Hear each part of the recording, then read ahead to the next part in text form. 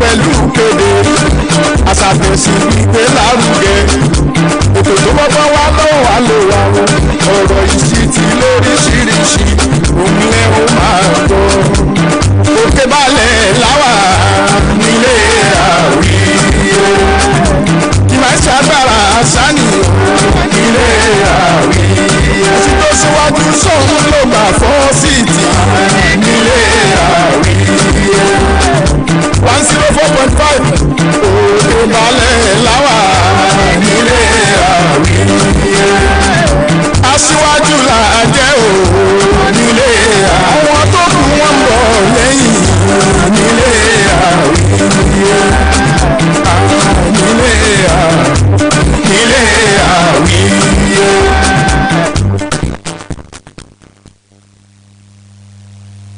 gẹ́gẹ́ ní aago kan lù ní rédíò Ọ̀ṣun 104.5 FM Òṣogbo alóore ìwọ̀ oòrùn Nàìjíríà ní báyìí ẹ jẹ́ ká wá nǹkan fìdílé láti tẹ́tí sí ìròyìn àgbáyé.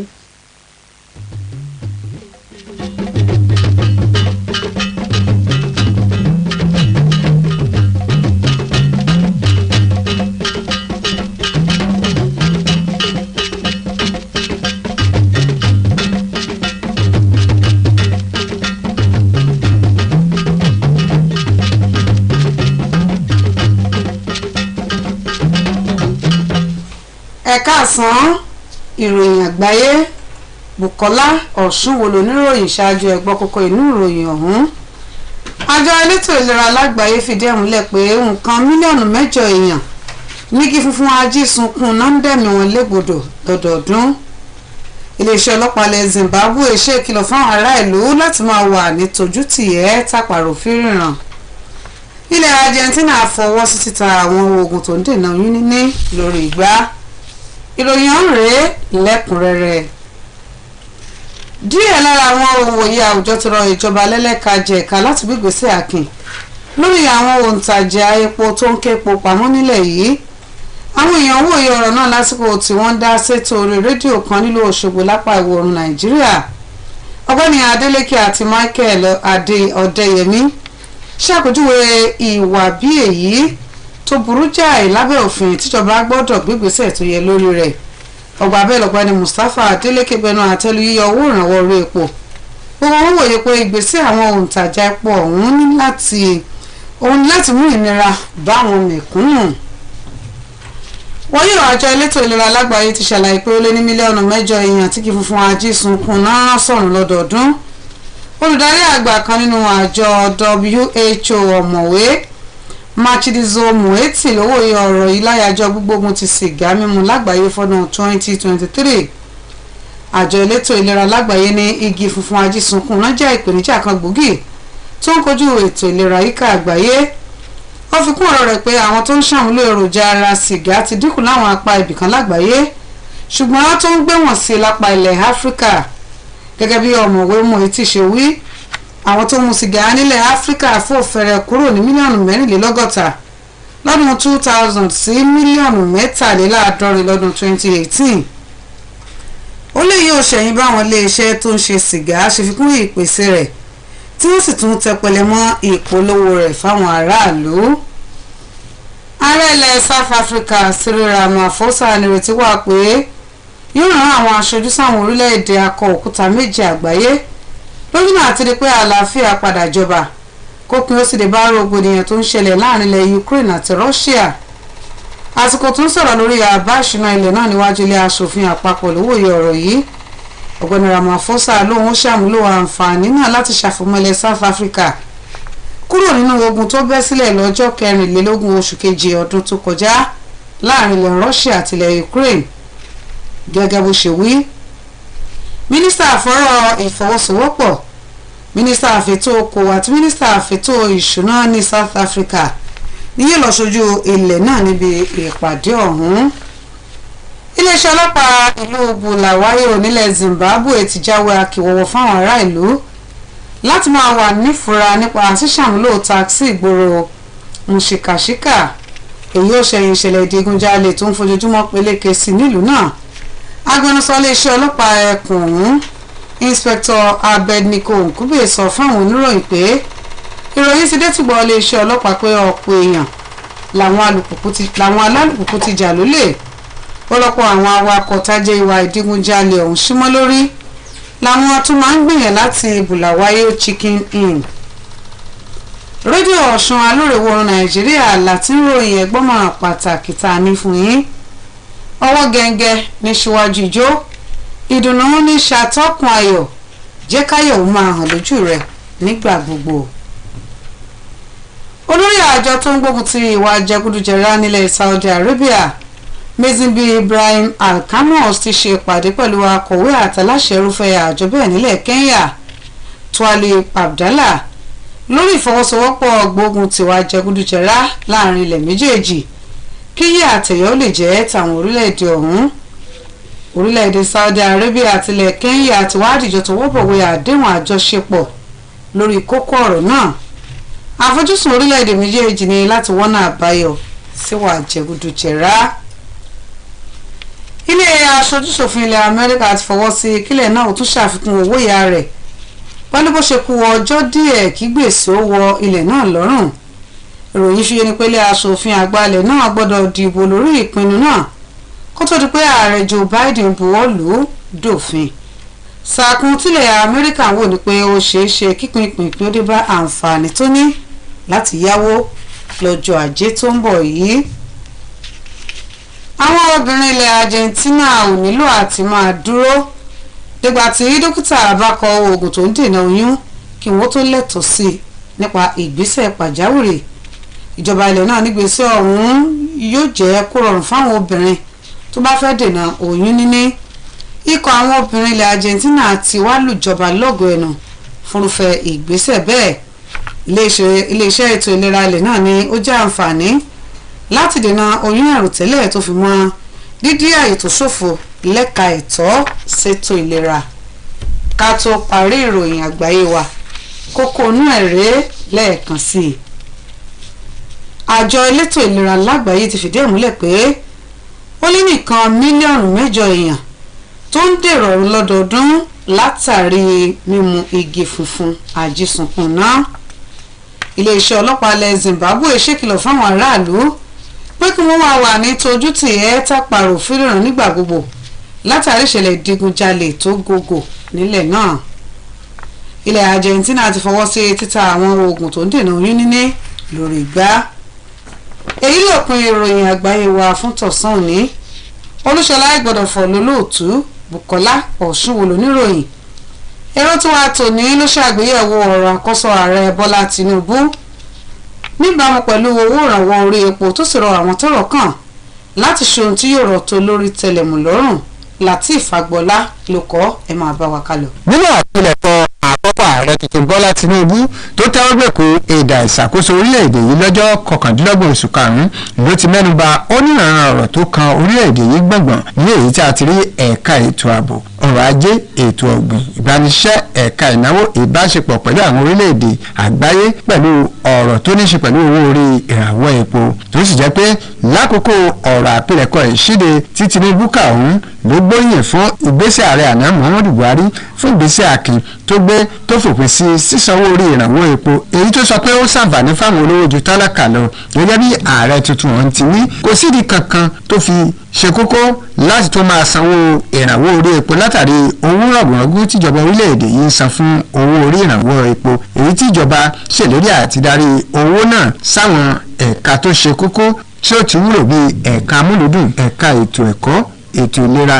ìpèsè iṣẹ́ tí ó ṣàǹfààní fún ìgbé ayé ọ̀gọ̀rọ̀ ọmọ orílẹ̀-èdè yìí tó sì jẹ́ pé lẹ́yìn wákàtí díẹ̀ tí ààrẹ kéde ìgbésẹ̀ káàkiri orílẹ̀-èdè yìí nínú èyí tí ayé ò yọ ìpínlẹ̀ Ọ̀ṣun ní àwọn ará ìlú tó ṣe àsìgbọ́ ìgbésẹ̀ ààrẹ fún ìmọ̀tara wọn nìkan tó mú kí wọ́n tilẹ̀kùn mọ́ epo sínú kòtò kí nàìjíríà ti ra ọjà kò mú sí mọ́ni yìí bá a lè máa rí pọ̀npọ́nà yan kí wọ́n tó láǹfààní àti ń ṣe kókó ṣe pàtàkì láti mọ̀ dájú pé kíkẹ́pọ̀ pamọ́ tàbí lálẹ́ wò bí ìwà ọ̀dájú àti agbẹ́yìnbẹ́bọjẹ́ sí ẹ̀dá ọmọnìyàn tí ò sálẹ̀ àní pé àwọn òbílẹ̀jẹ́ tó ń sọ́rọ́ aṣọ bẹ́ẹ̀ sọ̀rọ̀ fẹ́mọ̀mọ̀ sọ̀jọba àpapọ̀ ní súná abúlé kí àwọn ará ìlú bá lè kó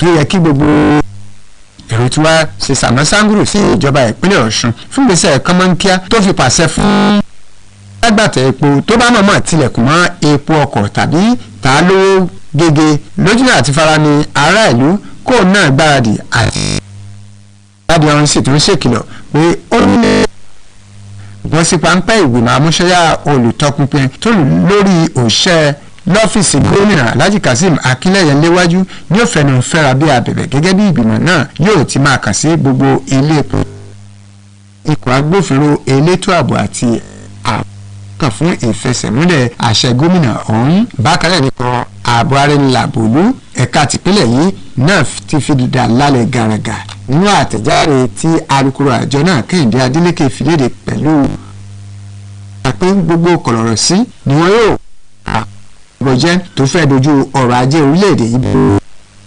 fi nọ́mbà ìbánisọ̀rọ̀ 08055555644 àti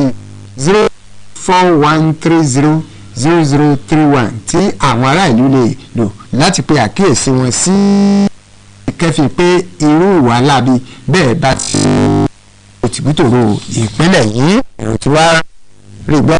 wọ́n ilé epo káàkiri orílẹ̀-èdè yìí ló ń tajálẹ̀ tó ẹ̀ẹ́dẹ́gbẹ̀ta náírà nígbà tí àwọn ilé epo wọn ti pa pẹ̀lú òbítíbitì láì ta fáwọn oníbàárà bó tẹ̀ jẹ́ pé àjọ náà kéde pé owó orí jálẹ̀ epo ní wà láàrin $450 náírà sí nígbà tí ohun gbogbo bá yanjú tán ní kórìtà yìí èrò tí wàá rọ ikọ̀ àwọn mọ́sẹ́yà Buhari làbòlú àtẹ̀ka tó ń bójútó epo rọ̀bì nílẹ̀ yìí láti bẹ́ sójú iṣẹ́ láì wararo gbógun ti àwọn ẹ̀ka tó ń képo pamọ́ lójúnà àti múnira bá àwọn ṣe ìwọ̀n dájú àwọn onímọ̀ tara wọn nìkan ọ̀hún.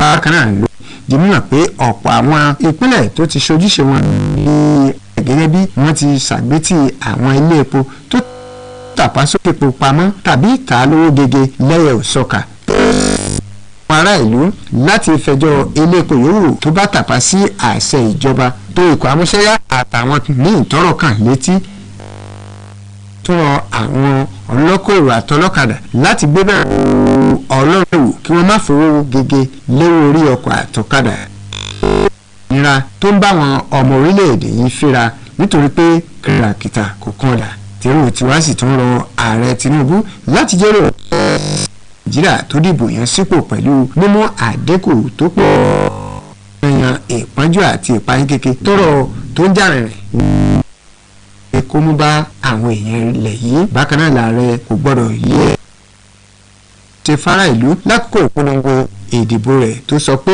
ìsọdọ̀tun ìrètí kí ìrètí tí ọ̀gọ̀rọ̀ ọmọ orílẹ̀-èdè yìí ní nínú rẹ̀ bí olùràpadà ògo ilẹ̀ àbàjá sófo. tẹ́lẹ̀ tí wọ́n sì tún gba ìjọba àpapọ̀ orílẹ̀-èdè yìí kan náà nímọ̀ láti dájú pé ó ṣàtúnṣe àwọn ẹ̀bù ìfọpo orílẹ̀-èdè yìí kí wọ́n bá lè máa pèsè epo tí ó tó lò lábẹ́lé kó tó di pé yóò yọ owó ìrànwọ́ orí epo ọkọ̀ pátápátá. òtítọ́ tí ò ṣe dọ́wọ́ bò ní pé kò ní bójúmu kí àwọn èèyàn orílẹ̀-èdè yìí tó fojú winá pọ̀npọ̀nà ìrora irú èyí tó wáyé kídìbò àpapọ̀ orílẹ̀-èdè yìí ọdún 2023 níbi tí àìsí epo àti owó náírà nígbà náà ti fi wọ́n sínú ìnira tó wáyé. táwọn ìpínlẹ̀ náà sì gbọ́dọ̀ ṣàfikún owó oṣù àtàjẹmọ́nú àwọn òṣìṣẹ́ wọn pẹ̀lú ìdá 40 níbàámu pẹ̀lú gbogbo ohun tí owó orí ọjà ń wí lákòókò yìí. lákòótẹ́ ìrètí wá ké sí ààrẹ Bọ́lá Tinubu láti ṣe kánkán báwọn èèyàn orílẹ̀-èdè yìí tára wọn ti ń bẹ̀ kan sọ̀rọ̀ lórí ọ̀rọ̀ tó wà nílẹ̀ èyí tí ò sáníà ni pé yóò mú àdínkù bá ìbẹ̀rùbojo tó ti gbọ́kàn wọn lórí ọṣẹ́ tí ìgbésẹ̀ náà ti mú bá wọn. nínú ẹ̀rọ tiwa tẹ́ gbọ́ tán yìí ní Lateef Agboola ti ṣàgbéyẹ̀wò ọ̀rọ̀ àkọ́sọ ààrẹ Bọ́lá Tinubu níbàámu pẹ̀lú owó ìrànwọ́ orí epo tó sọ̀rọ̀ àwọn tọ́rọ̀ kàn láti ṣe ohun tí ó rọ̀ tó lórí tẹlẹ̀mù lọ́rùn. Adébáyọ̀ oyè ní ìlú Túpalẹ̀ tó sì kà lédè àbínibí láti mọ̀ sí nípa iléeṣẹ́ yìí ẹ kàn sí www.osbcng.org. mo kí ilé ẹ̀kan sí ẹ̀ka àsán ẹ̀kúṣẹ́ látàrọ.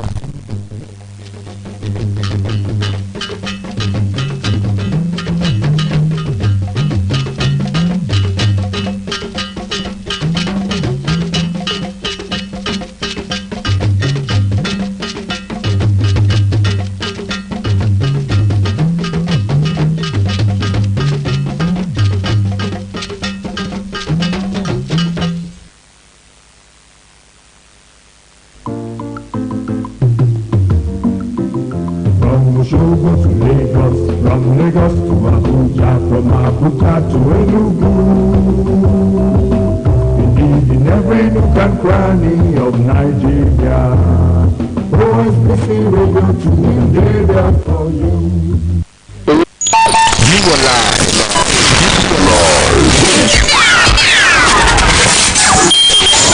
On Osun Radio. 104.5 FM. Still on OSBC Radio 104.5 FM Oshogbo, Voice of the West, Nigeria. It's time to bring to you another edition of Platform. Enjoy it.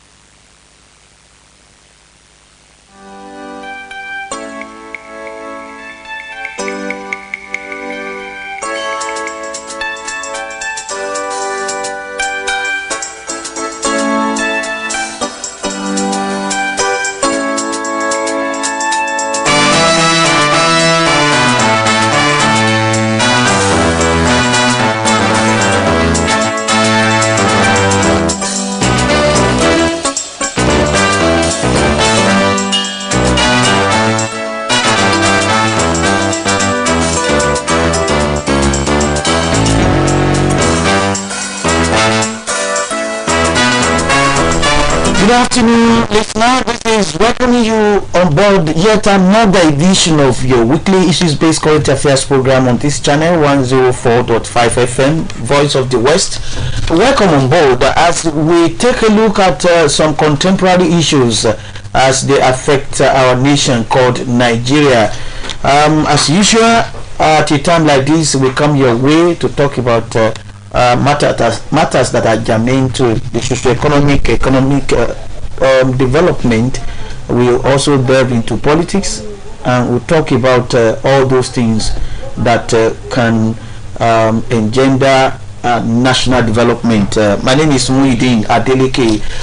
Appearing on the program today is a legal practitioner, a politician of repute, somebody who had represented is also an engineer, yes, somebody who has represented his constituency at the House of Representatives, a former chairman of Report Local Government, former chairman of Osun State Sports Council. He has so many feathers to his cap, and I'm happy to inform you that we have Honorable Kamaru Ajisafe. He's an engineer. He's also a barrister at law. Welcome on the program today. Thank you very much, Nalaji Muhyiddin Adeleke, and our viewers at home. Yes, his other name, also known as Kusoluwe, maybe by the time he leaves the studio today, he will drop a lot of money for the development of this corporation. So welcome on board. Thank you very much. Let's take a look at the situation in the land. The decision to increase the pump price of PMS by the Nigerian National Petroleum Company Limited.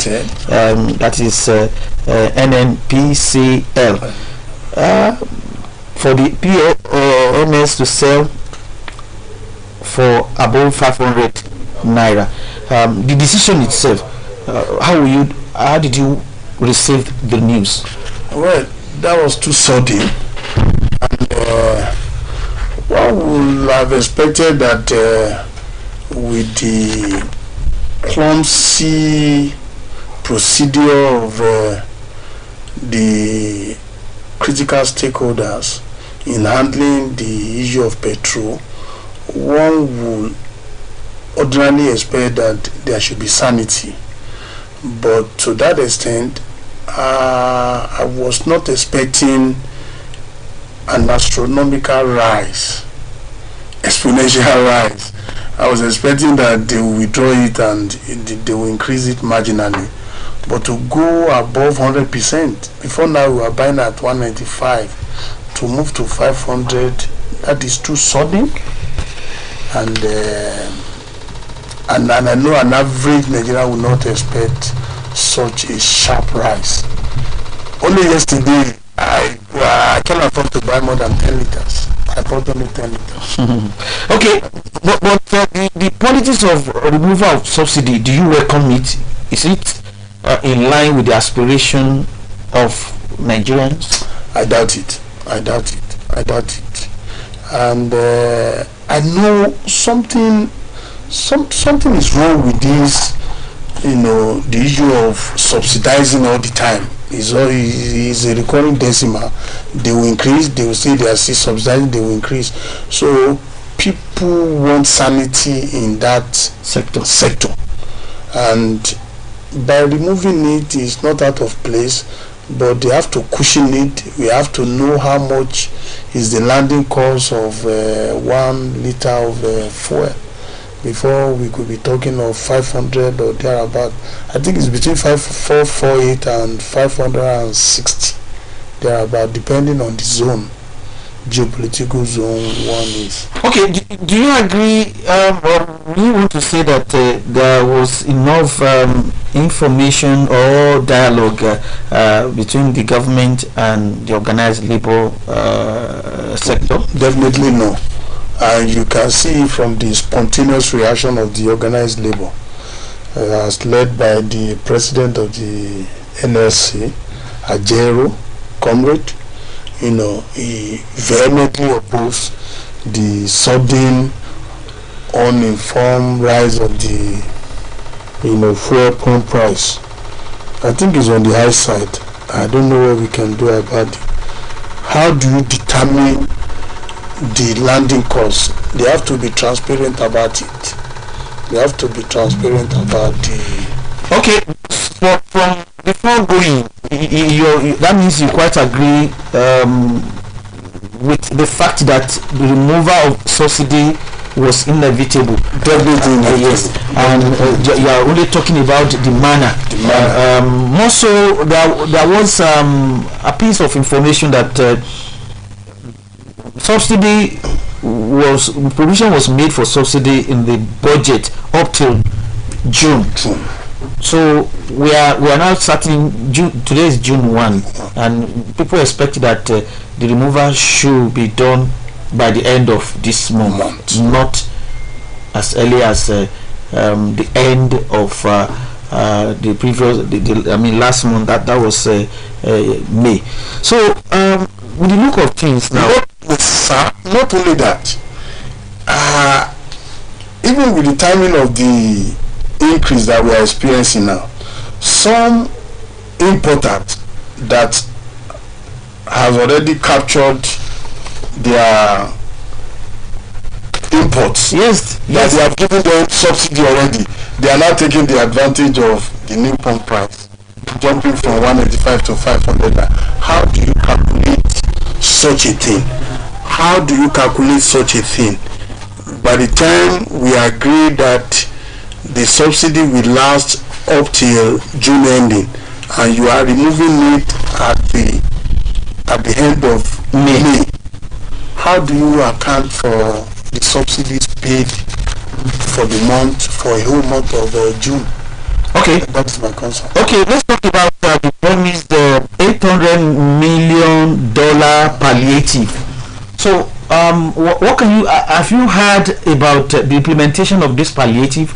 Has this probably come on the stream to enable the hapless masses get the cushioning effects of the removal of subsidy?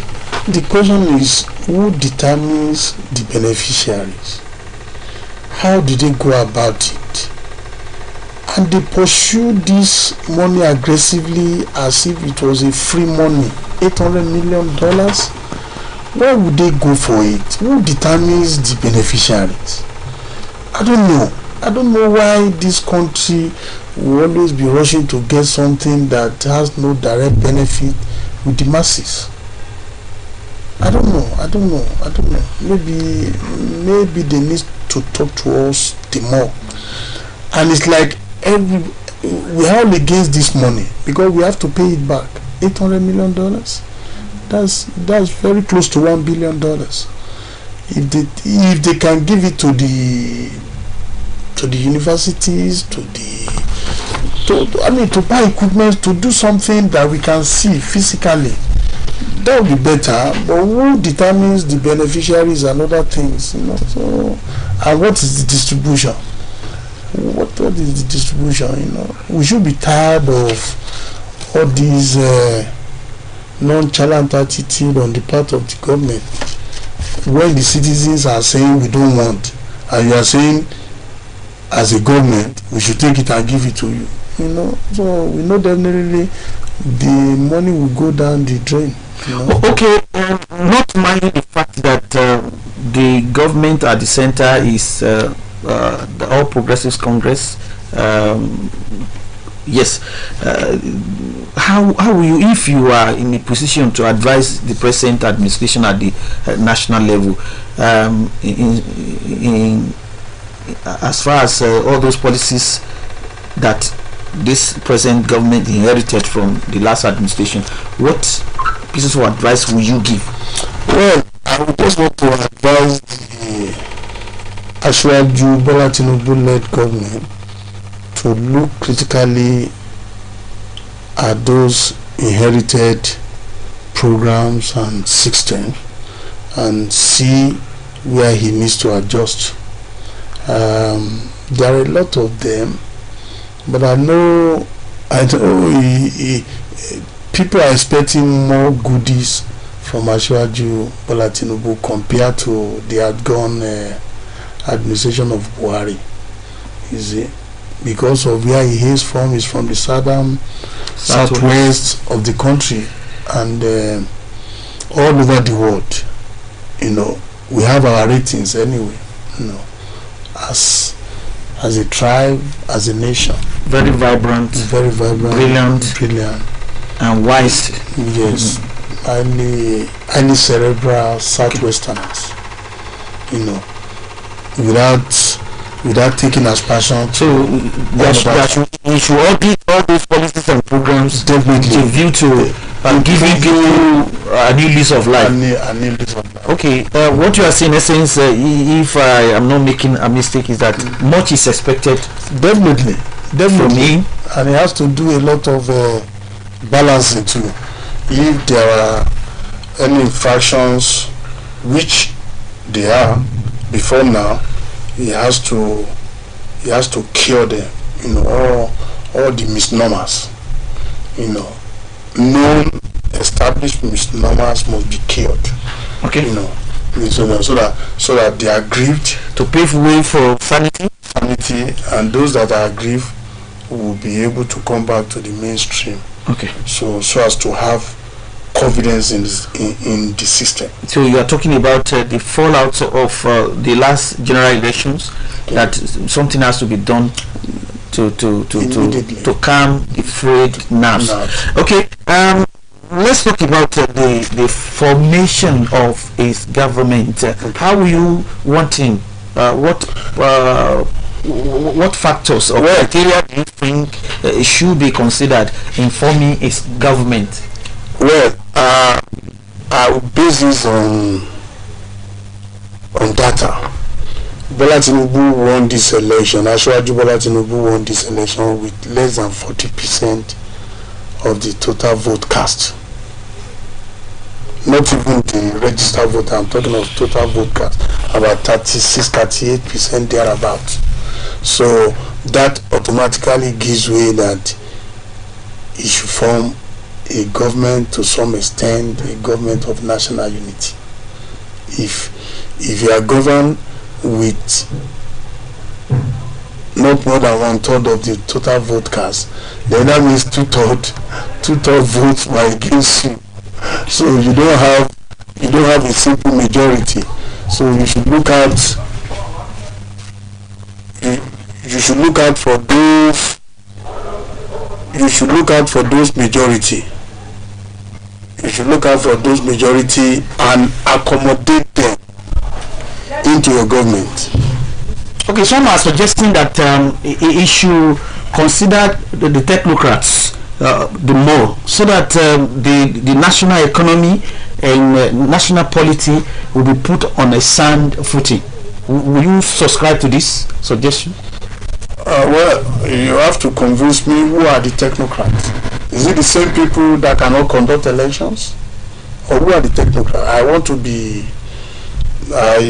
be informed, and I want to be guided. You like professionals? Okay, when you are talking of professional, fine, but when you are talking of technical, at times you want to go into our higher institutions to start looking for. We have done it. Start looking for professors. We have nice, highly cerebral Nigerians abound everywhere. Without slighting them, some of us cannot be ordinarily moved by some, accumulation of certificate and things like that. You see politicians using the so-called technocrats. I'm getting tired of it. When we cannot conduct elections, simple election, you see a professor, an established, renowned professor, double talking in announcing results. So, but we will continue to pray like the Nigerian system. Everything is prayer. Instead of you correcting the wrongs, you say go to court. I slap you, go to court. Why would I want to slap you? But I can say, so I slap you, go to court. There was a particular section in the Electoral Act that gives you 7 to 14 days window unit to make corrections where there are infractions. But because of the laziness of mind and things like that, you just pass it, bug passing. Let them go to court. In a way, you are putting everything on the neck of the judiciary. Okay. You have the right to do the right thing. Okay, let's take. But that notwithstanding, we should put the round peg in the round hole. Okay. Square peg in the Okay, thank you very much. If you are just joining us, you are still very much on Platform. Platform is a weekly issues-based current affairs program on this channel, and today we are featuring Honorable Kamaru Ajisafe. Is barrister at law, and at the same time is an engineer. Yes, let's take a look at the situation in the country. The Japa syndrome. A lot of youths are involved. They now have propensity of going abroad in search of greener pasture. So, do you consider this as a positive development? Do you see it as something as undesirable? And what can we do to bring sanity to this Japa syndrome? Well, I would say by saying that it is not undesirable, in the sense that people tend to gravitate towards where they can get comfort in life. So it's heavy. Yeah, if where I am is very hot, and I got a breeze of fresh air coming from a direction, naturally I will gravitate towards that direction. So that is what is just happening. What we need to do at our hand is to create an enabling environment where our younger ones can exhibit their skills, and we provide what it takes for them to achieve their aims and objectives, their lofty dreams. Okay.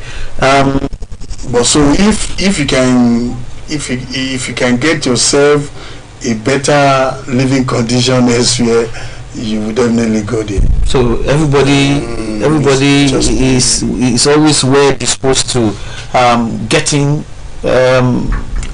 comfort, and there's always the grass is always greener on the other side. Okay. Today we learned that the president has been meeting with the security chiefs in the country, and when you take a look at the general security situation in the land, you want to agree with me that it needs to be reviewed with a view to strengthening the security apparatus and what have you. So what do you suggest as far as the handling of security situation in the land is concerned? It must be taken with all seriousness. A situation where security is not guaranteed, there can never be development, because you need a very settled mind to be able to relate with the environment and be able to bring something positive out of it. But the situation where you cannot relate with the environment where you are always very conscious of somebody throwing bomb or somebody trying to kill you or kill another person close to you.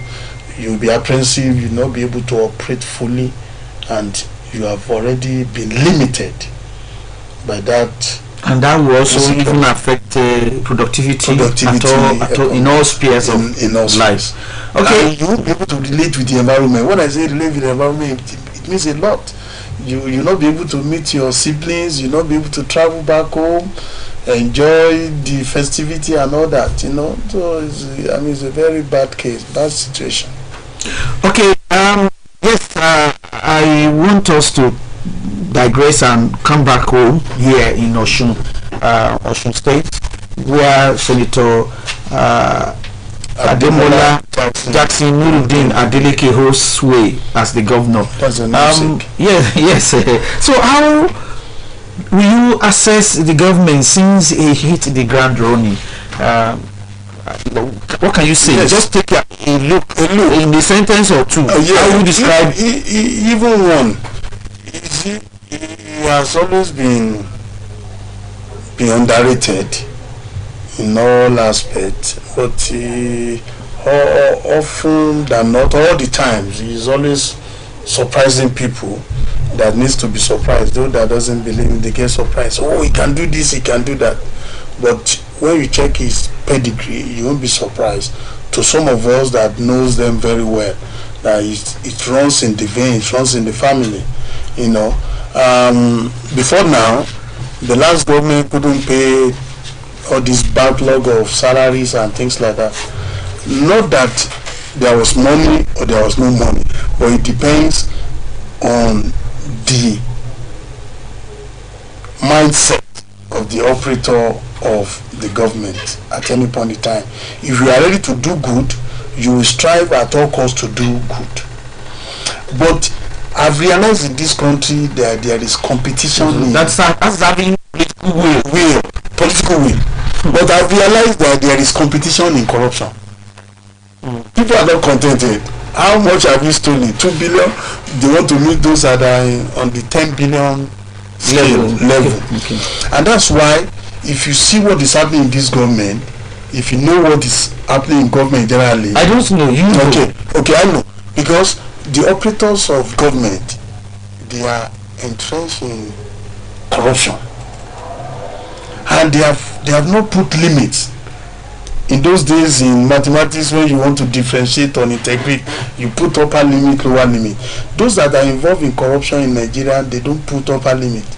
They just be embezzling till infinity. You understand? So if a governor comes in and is so honest with the people he wants to pay, he wants to do something, he'll be able to do it. But if you are after how much you can get into your pocket, paying salary, there are no kickbacks in payment of salaries. So if you believe in kickback, you will pay salary. You will go and do a shabby contract. You put in 500 million there. You give them 100 million, you pocket 400 million naira. So you'll be looking for money to exchange dollar and go to that's how it's done. You are a journalist. You have been witnessing corruption cases. How do they steal money? We came in, this government came in, the Oshogbo Ikiru road. You need to go there. Fantastic road. I've been there. Yeah, fantastic. I've inherited the contractor. Senator Adeleke inherited the contractor. We didn't change the contractor. And yet, We gave the money to the contractor to go and do it without asking for any kickback or anything. okay. He's on record, and that was why the guy could do it. The governor said, as long as you do a good job, you are fine. But if you cannot do a good job, I'm going to fight you. That is exactly what the fellow was there. He said, homeboy, if you don't do the job right, I'm going to fight you. Okay, what about all those committees set up? I understand those committees have submitted their reports. When would the government or would the governor start implementing those reports? Consciously or unconsciously, I think The white paper, that should be the I white paper. think the government has started, implementing those recommendations already. But what we are waiting for, like the Nigerian system, is the white paper on it. Okay. But I think to those that matches the aspiration of the present government Okay. on their direction, I think they have started it. So how will you describe the recent appointment of permanent secretaries by the Yeah, it gives hope. Okay. It gives hope. At least on the side of those that are in the civil service, they know that all things being equal, if they do well, they can get to the peak of their career as a permanent secretary. Unlike before, when they came in with this coordinating director and all this and all that, so that they will be able to put their maximum effort into governance. Okay. And you know that if you are well paid, you will be psychologically prepared to do the job. And you know that if you fumble, the exit is right there. And the issue of permanent secretary is a political appointment too in civil service. It's a way of saying bye-bye to civil service too. The more you are promoted, the earlier exit you get. The earlier exit. Okay. The composition of the cabinet, it should be the next now with the look of things. Yeah. First and foremost, you want to say a word or two on the decision, or let's say the judgment of the Apex Court, Yes. validating the election of Mr. Governor. You would like to say a word or two? Yes. At a point, I read the law very late. I was in my 50s when I entered the law school, and I passed successfully before you can become a barrister at law. At a point after the tribunal judgment, I was thinking of going back to the law school and tell the authorities there that I still need to be tutored on some things. I still need to be tutored on some things as regards law of evidence. What happened at the tribunal was a sham. I think we're not going. Yes. We're not going. Already the Apex Court. But the judgment of the Apex Court, Okay. is a judgment, I can say, that that was an impeccable judgment. And I know you are very much happy with that. Very, very much. Okay. Because they touch all grounds. Okay. All grounds. Okay. We want to say that the pronouncement of the Supreme Court now has paved the way for the governor to be focused on administration now. Yes. No more excuses. No more distractions. No more distractions. Full blown. Okay. Full blown. The governor has no excuse of any distraction whatsoever. Okay. The governor is. And it's fully on ground. The governor is living up to expectation on all fronts. Yes. When should we expect the cabinet to be formed? Anytime soon. Anytime soon. Immediately after the inauguration of the next House of Assembly, where we have almost close to 100% membership. 25 to 25 to 1. Okay. Immediately thereafter, that's a friendly environment. I know the government will enthusiastically submit the list of the commissioners Okay. to the House. Okay, but there have not been rifts between the outgoing legislature and the executive. Yes. Why would the governor? What may delay that For political reason. Okay. They might want the governor might not want the president want to take credit for. Okay. Let's go to town now to elicit, or I say seek people to call in and be a part of this program. Our platform is the program every week at a time like this. We come your way to talk about matters that are germane to the socio-economic and political development of the nation. We have been able to start at the federal level before coming back to Osun, where we have been extraying the performance of the performing governor of our dear state, Senator Ademola Adeleke. And here in the studio is somebody I so much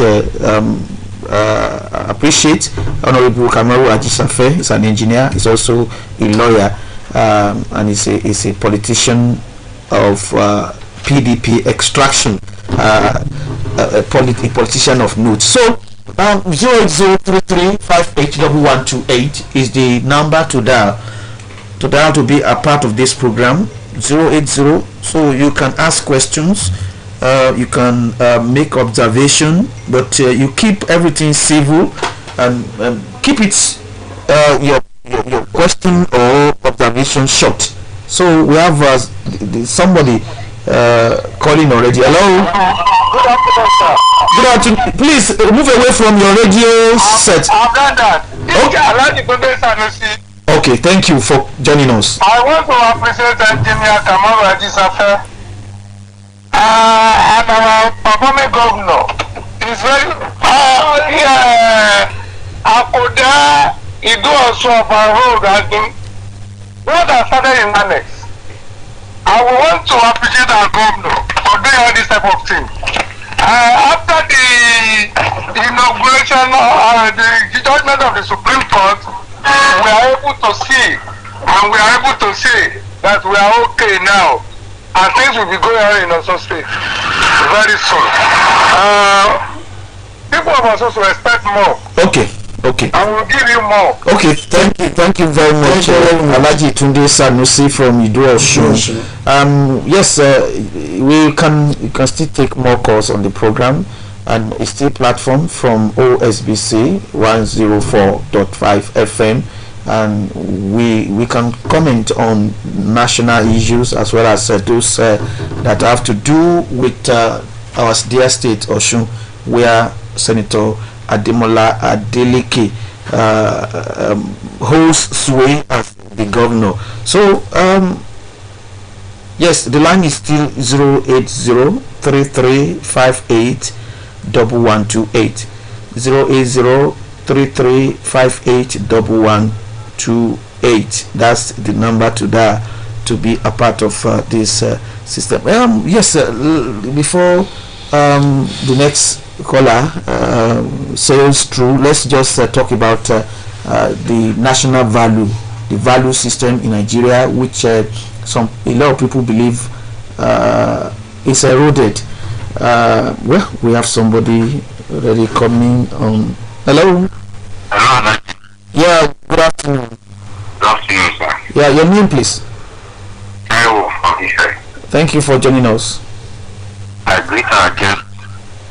Good afternoon, sir. Good afternoon. Well done, sir. Thank you. Just let me say this.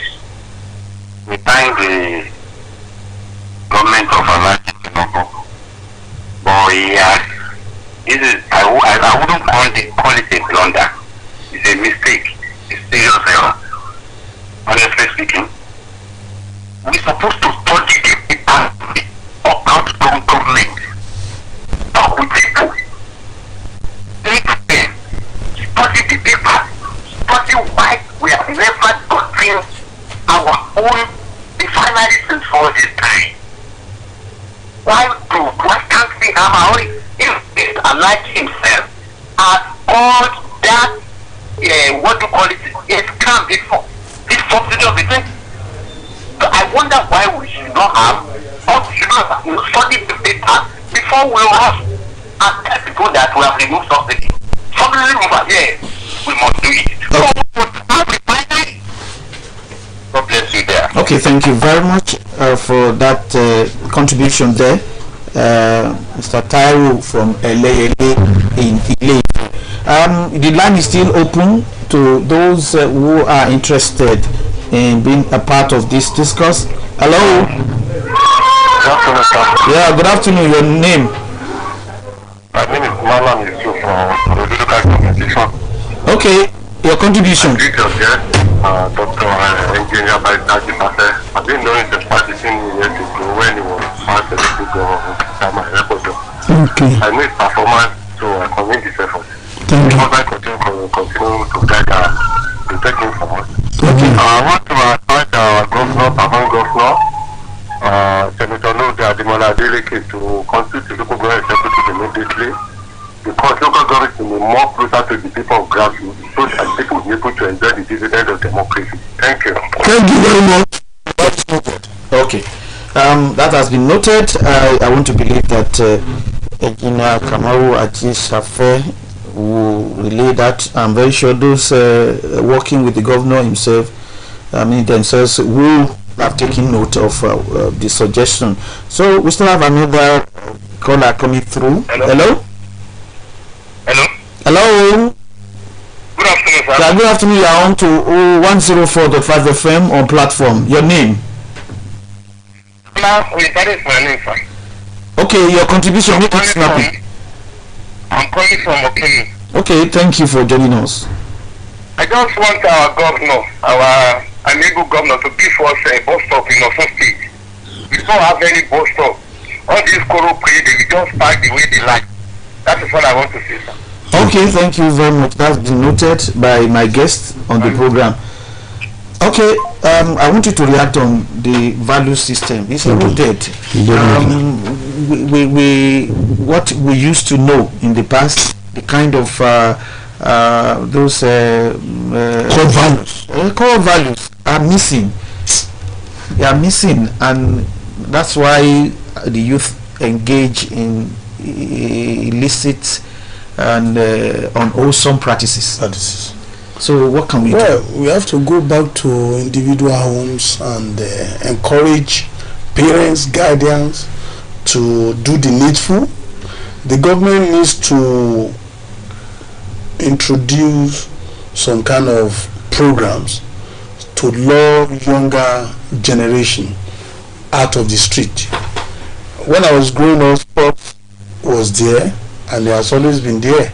And I knew you to be one of the topmost table tennis players in the country, and I think we still have to work together on issue of recreational activities, especially sports.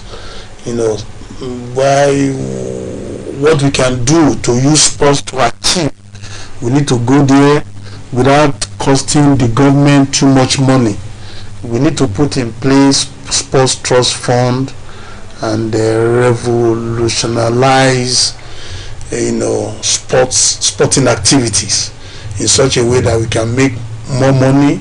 We can arrest younger minds out of the street in order not to expose them to drugs and other devices, and bring them back indoor to engage in sporting activities where they can build careers too, and it will not affect their education, and they can make more money. It will even help our public health. That's another chapter. Okay.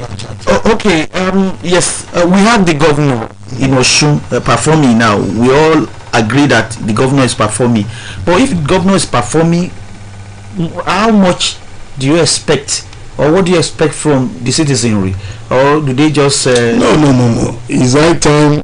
I think with the way the present governor and government, with the way the government is doing, it will not be difficult for them to persuade the citizen to pay tax. It will not be difficult. People will be more than ready to pay tax. So I'm using this opportunity to tell our people that the government is not going to increase the known taxes, but that the citizen too should be more than ready with all enthusiasm to pay taxes so that the government can further be able to, fulfill our promises. Okay. Yes, the payments of tax and levies, or taxes and levies as the case may be, is what we are emphasizing at this point in time. What about cooperating with the government? It's not just paying taxes and levies. What about cooperating? Because government will need people Definitely to drive its policies and programs. Even government will need people to protect what we call government properties. Okay. You understand? Even roads, construction of roads, citizens need to protect those pavements. Okay. Because any attempt to put those pavements into misuse will shorten the lifespan of such structures. Okay. So it's high time we need to do that. And indiscriminate dumping of refuse in the streams, in the waterways, in our hydraulic system, that is in the what you call gutter and drainages. We need to desist from doing that so that we can have a good life. Okay. Yes. Yes. At this point in time, I'd like to thank you so much, Honorable Kamaru Ajisafe, Esquire.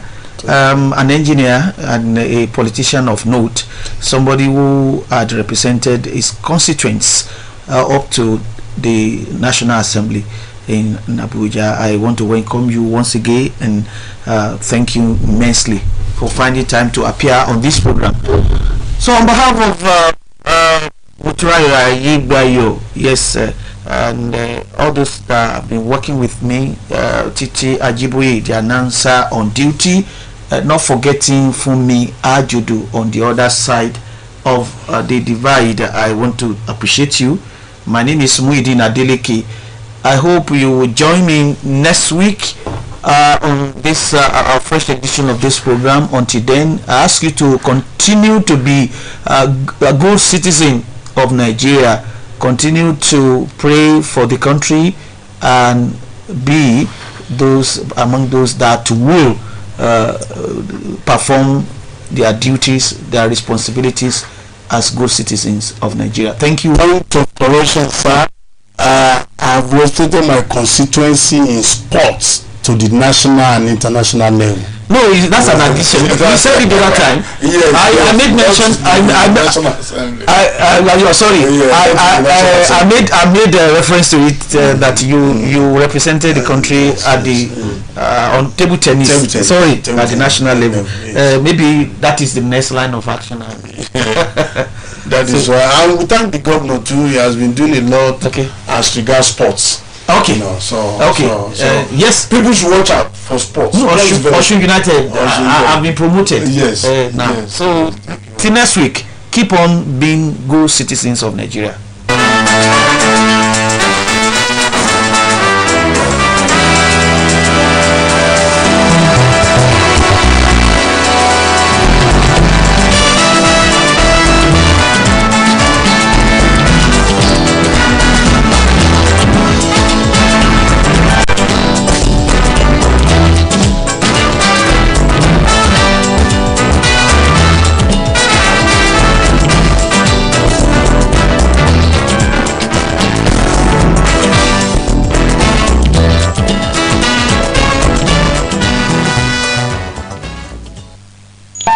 You are live.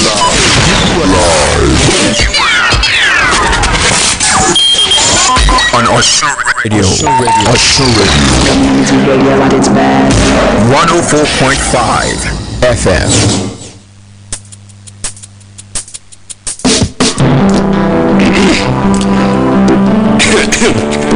Yes! Strut up! OSBC Radio 2104.5 to the ground! Yeah man, state of Osun. Yes, you must come by my hand, never do this. Yes, strut up fire sentiment. OSBC Radio, voice of the West, you OSBC Radio.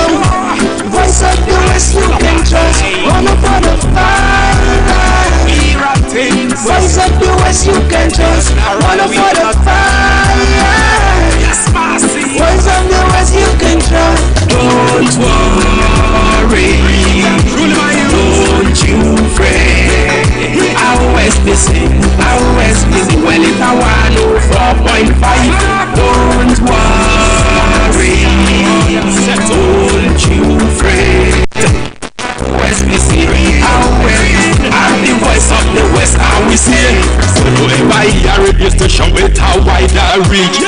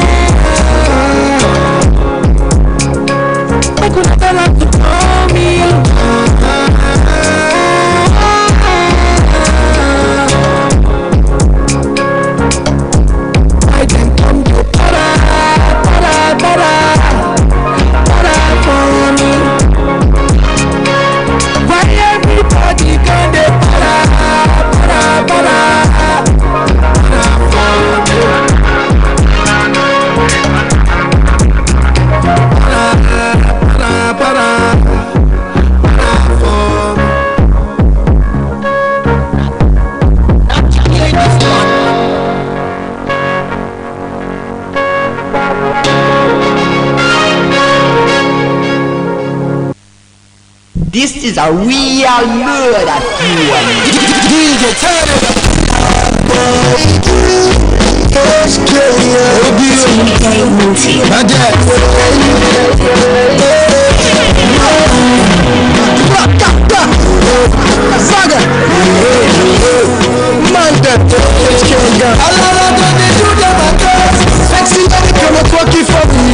Move your body like a snake for me.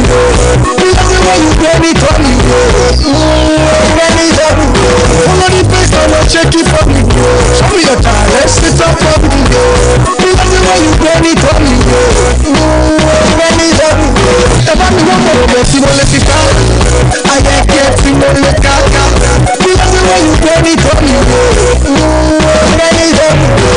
Twerk it, twerk it, twerk it, twerk it, twerk it, twerk it, twerk it, twerk it, twerk it, twerk it, twerk it, twerk it, twerk it, twerk it, twerk it, twerk it, twerk it. Be ready.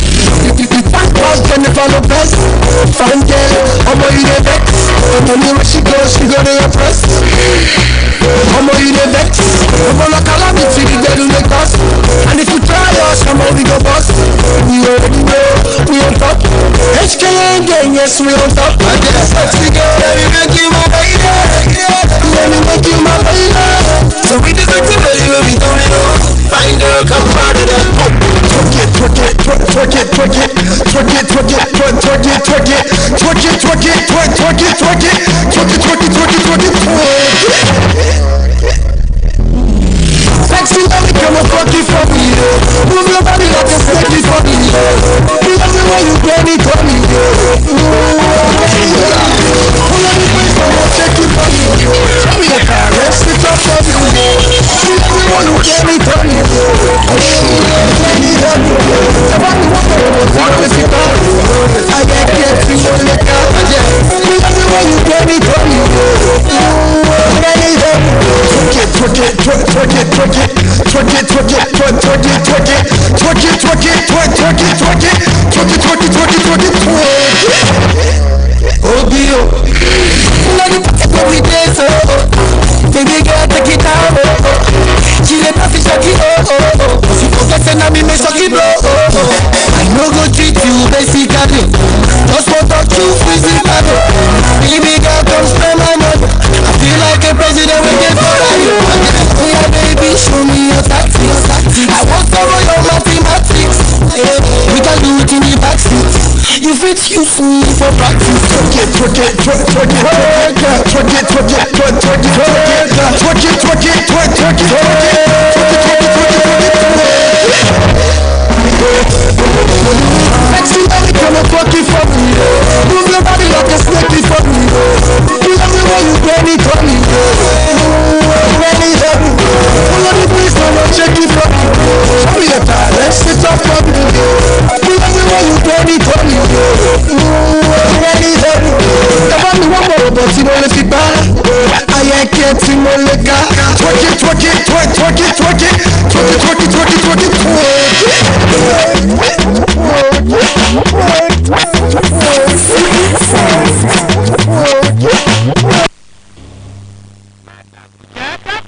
máa sẹ́kọ̀nà wẹ̀dún àbọ̀n máa ṣe wàràdé wàràjà ó mọ́tò mọ́kànjú tùlú ọ̀ràn igba rẹ̀ ò tó sè lọ́bẹ̀ ẹ̀mí kan ṣoṣo gírò lọ́mọ ẹ̀dá ní. ó lárinrin ó lárinrin ó lárinrin ó lárinrin bẹ́ẹ̀ ni ó lárinrin. bàbá tó ń gbẹ̀bí ńlá inú ọlá ńlá bàbá tó fúnni lọ́lá tọ́lá tó ń gbẹ̀bí ńlá ọba tó ń gbẹ̀bí ńlá inú ọlá ńlá bàbá tó fúnni lọ́lá tọ́lá tó ń gbẹ̀bí ńlá.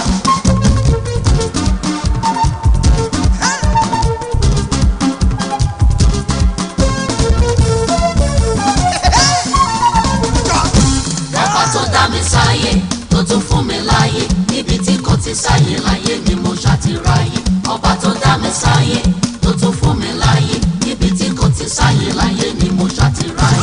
ó lárinrin lètò tẹ́ ò máa gbọ́ níkànnì yìí pẹ̀lú ọmọ yín apàtẹ èdè mákùtà Sunday ọmọ adéríbigbé MC lẹ́yẹ. bó ti wù kojú dí àwọn òsì iná ẹnu bó ṣe bí gàgà tó àdéhùn bẹ́ẹ̀ ńlá kò rọ́pò síbẹ̀síbẹ̀ adélé ìlérí. Sunday ọmọ adéríbigbé MC lẹ́yẹ o ó yá máa bẹ́ tó bọ̀.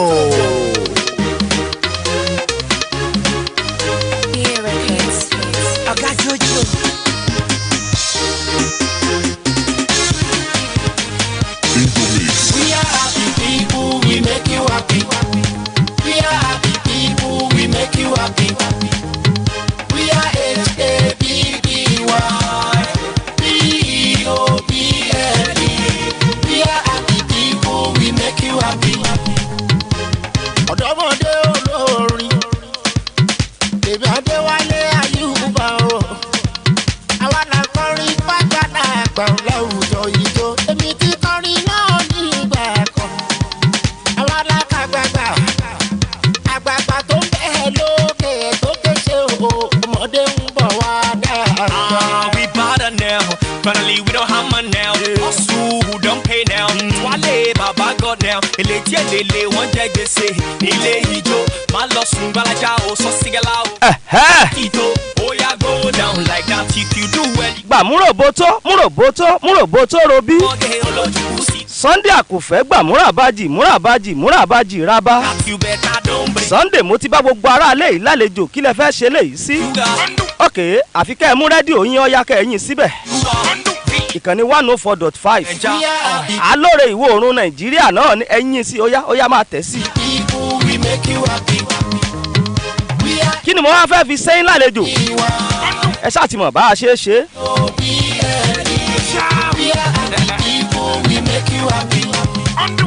àwọn bàbá wa wọ́n níbi tá a bá jagun dé tógun ti fi gbéni là á pè ní ìta gbéni. ibi tá a bá sì jàjà dé tá a bá fọ̀kọ̀ lọlẹ̀ síbẹ̀ là á pè ní ìta fọ̀kọ̀. Sunday àkùfẹ́ èmi àti a tún ti wọnú oṣù yìí oṣù tuntun oṣù ayọ̀ ẹgúnlé ẹ wò ẹ jẹ́ ká sára gbígbà ṣe rí nìyẹn ẹ jẹ́ ká ká gbogbo ẹ̀ kájọra máa lò lọ wẹ́rẹ́dẹ̀wẹ́rẹ́ ẹ jẹ́ máa gbé fún ọlọ́run ọba tó ga ju gbogbo ayé lọ. òun náà ló mọ̀ gbà òun náà ló mọ̀ àkókò òun náà ló mọ̀ àsìkò. àbá àní gbé ọ̀gá ni ó tó bẹ́ẹ̀ ojú bẹ́ẹ̀ lọ. èmi àmọ́ sọ pé ọlọ́run tó mọ ntẹ́nìkan ò lè mọ̀ ọlọ́run tí mọ̀ gbọ́ ntẹ́nìkan ò lè gbọ́ ọlọ́run tí mọ̀ pa ntẹ́nìkan ò lè pa nítorí pé ó lè jí ntẹ́nìkan ò lè jí ọba tí mọ̀ wo ntẹ́nìkan ò lè wò nítorí pé a mọ̀ rí ntẹ́nìkan ò lè rí ṣe mọ̀ pé ọlọ́run ga ju gbogbo ayé lọ ọlọ́run mo ti gbé fún ọ mo wá kólúgbọ́n léyìí mo kárẹ̀sà mo káwọ́ràn gún àga mo kí lọ́kùnrin mo kí lóbìnrin mo kí oyún inú Sunday àkùfẹ́ mo sì ń kí àṣẹ ẹ̀bí èmi ọmọ yín ní olólùfẹ́ yín ẹ̀ náà ni o Sunday ọmọ adéríbigbé ọmọ ẹwúníwìnrin rè ọmọ adálẹ̀gbé wùrọ̀ ọmọ adálẹ̀gbé sùn gángan kànkú ilé ọmọ kànkú òde ọmọ kànkú ọ̀nà ìjìgbó lọ́nà sẹ́ẹ̀rí tí mo bá ti ń sọ pé kànkú ilé kànkú òde ọ̀rẹ́ mi kà mọ́ fọ́ sára ní kìlà ń kàn mo ní kọ́ mọ̀ wọ́ọ̀rì wọ́n sá mọ̀ wò ó mo sì kí àwọn ọ̀gá lọ́gàá nílé iṣẹ́ tí mo wà yé.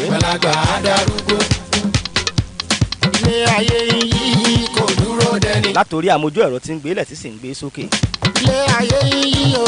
mo kí olóòtú ètò tó pè mí wọlé kódà mo sì kí akéde ètò yìí. abala méjì ni ètò yìí gbèrú bẹ́ẹ̀ ṣe mọ̀ tá a sì jọ mọ̀ ṣe níjọ́ mẹ́jọ.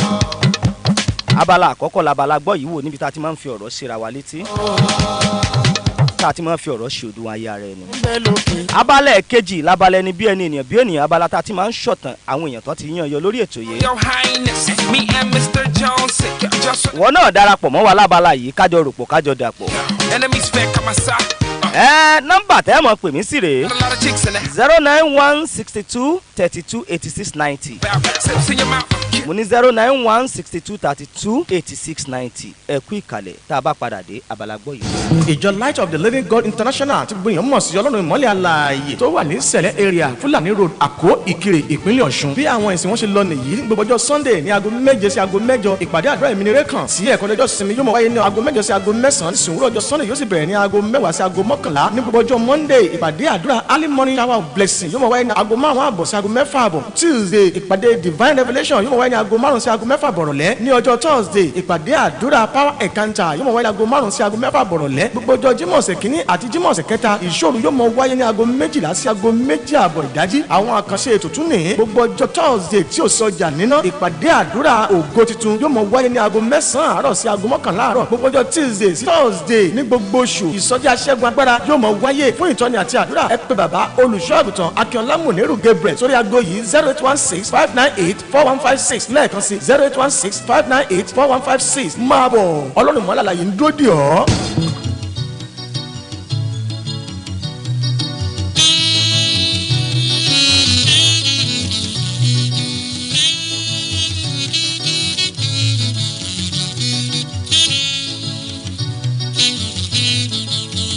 ẹ káàbọ̀ padà sábàlá tẹ̀yìn tèmi tẹ̀ tí ń dẹtí tẹ̀sí tí ń tún retí rẹ̀ wípé abala yìí a yàn láàyò a sì fẹ́ràn rẹ̀ púpọ̀ púpọ̀.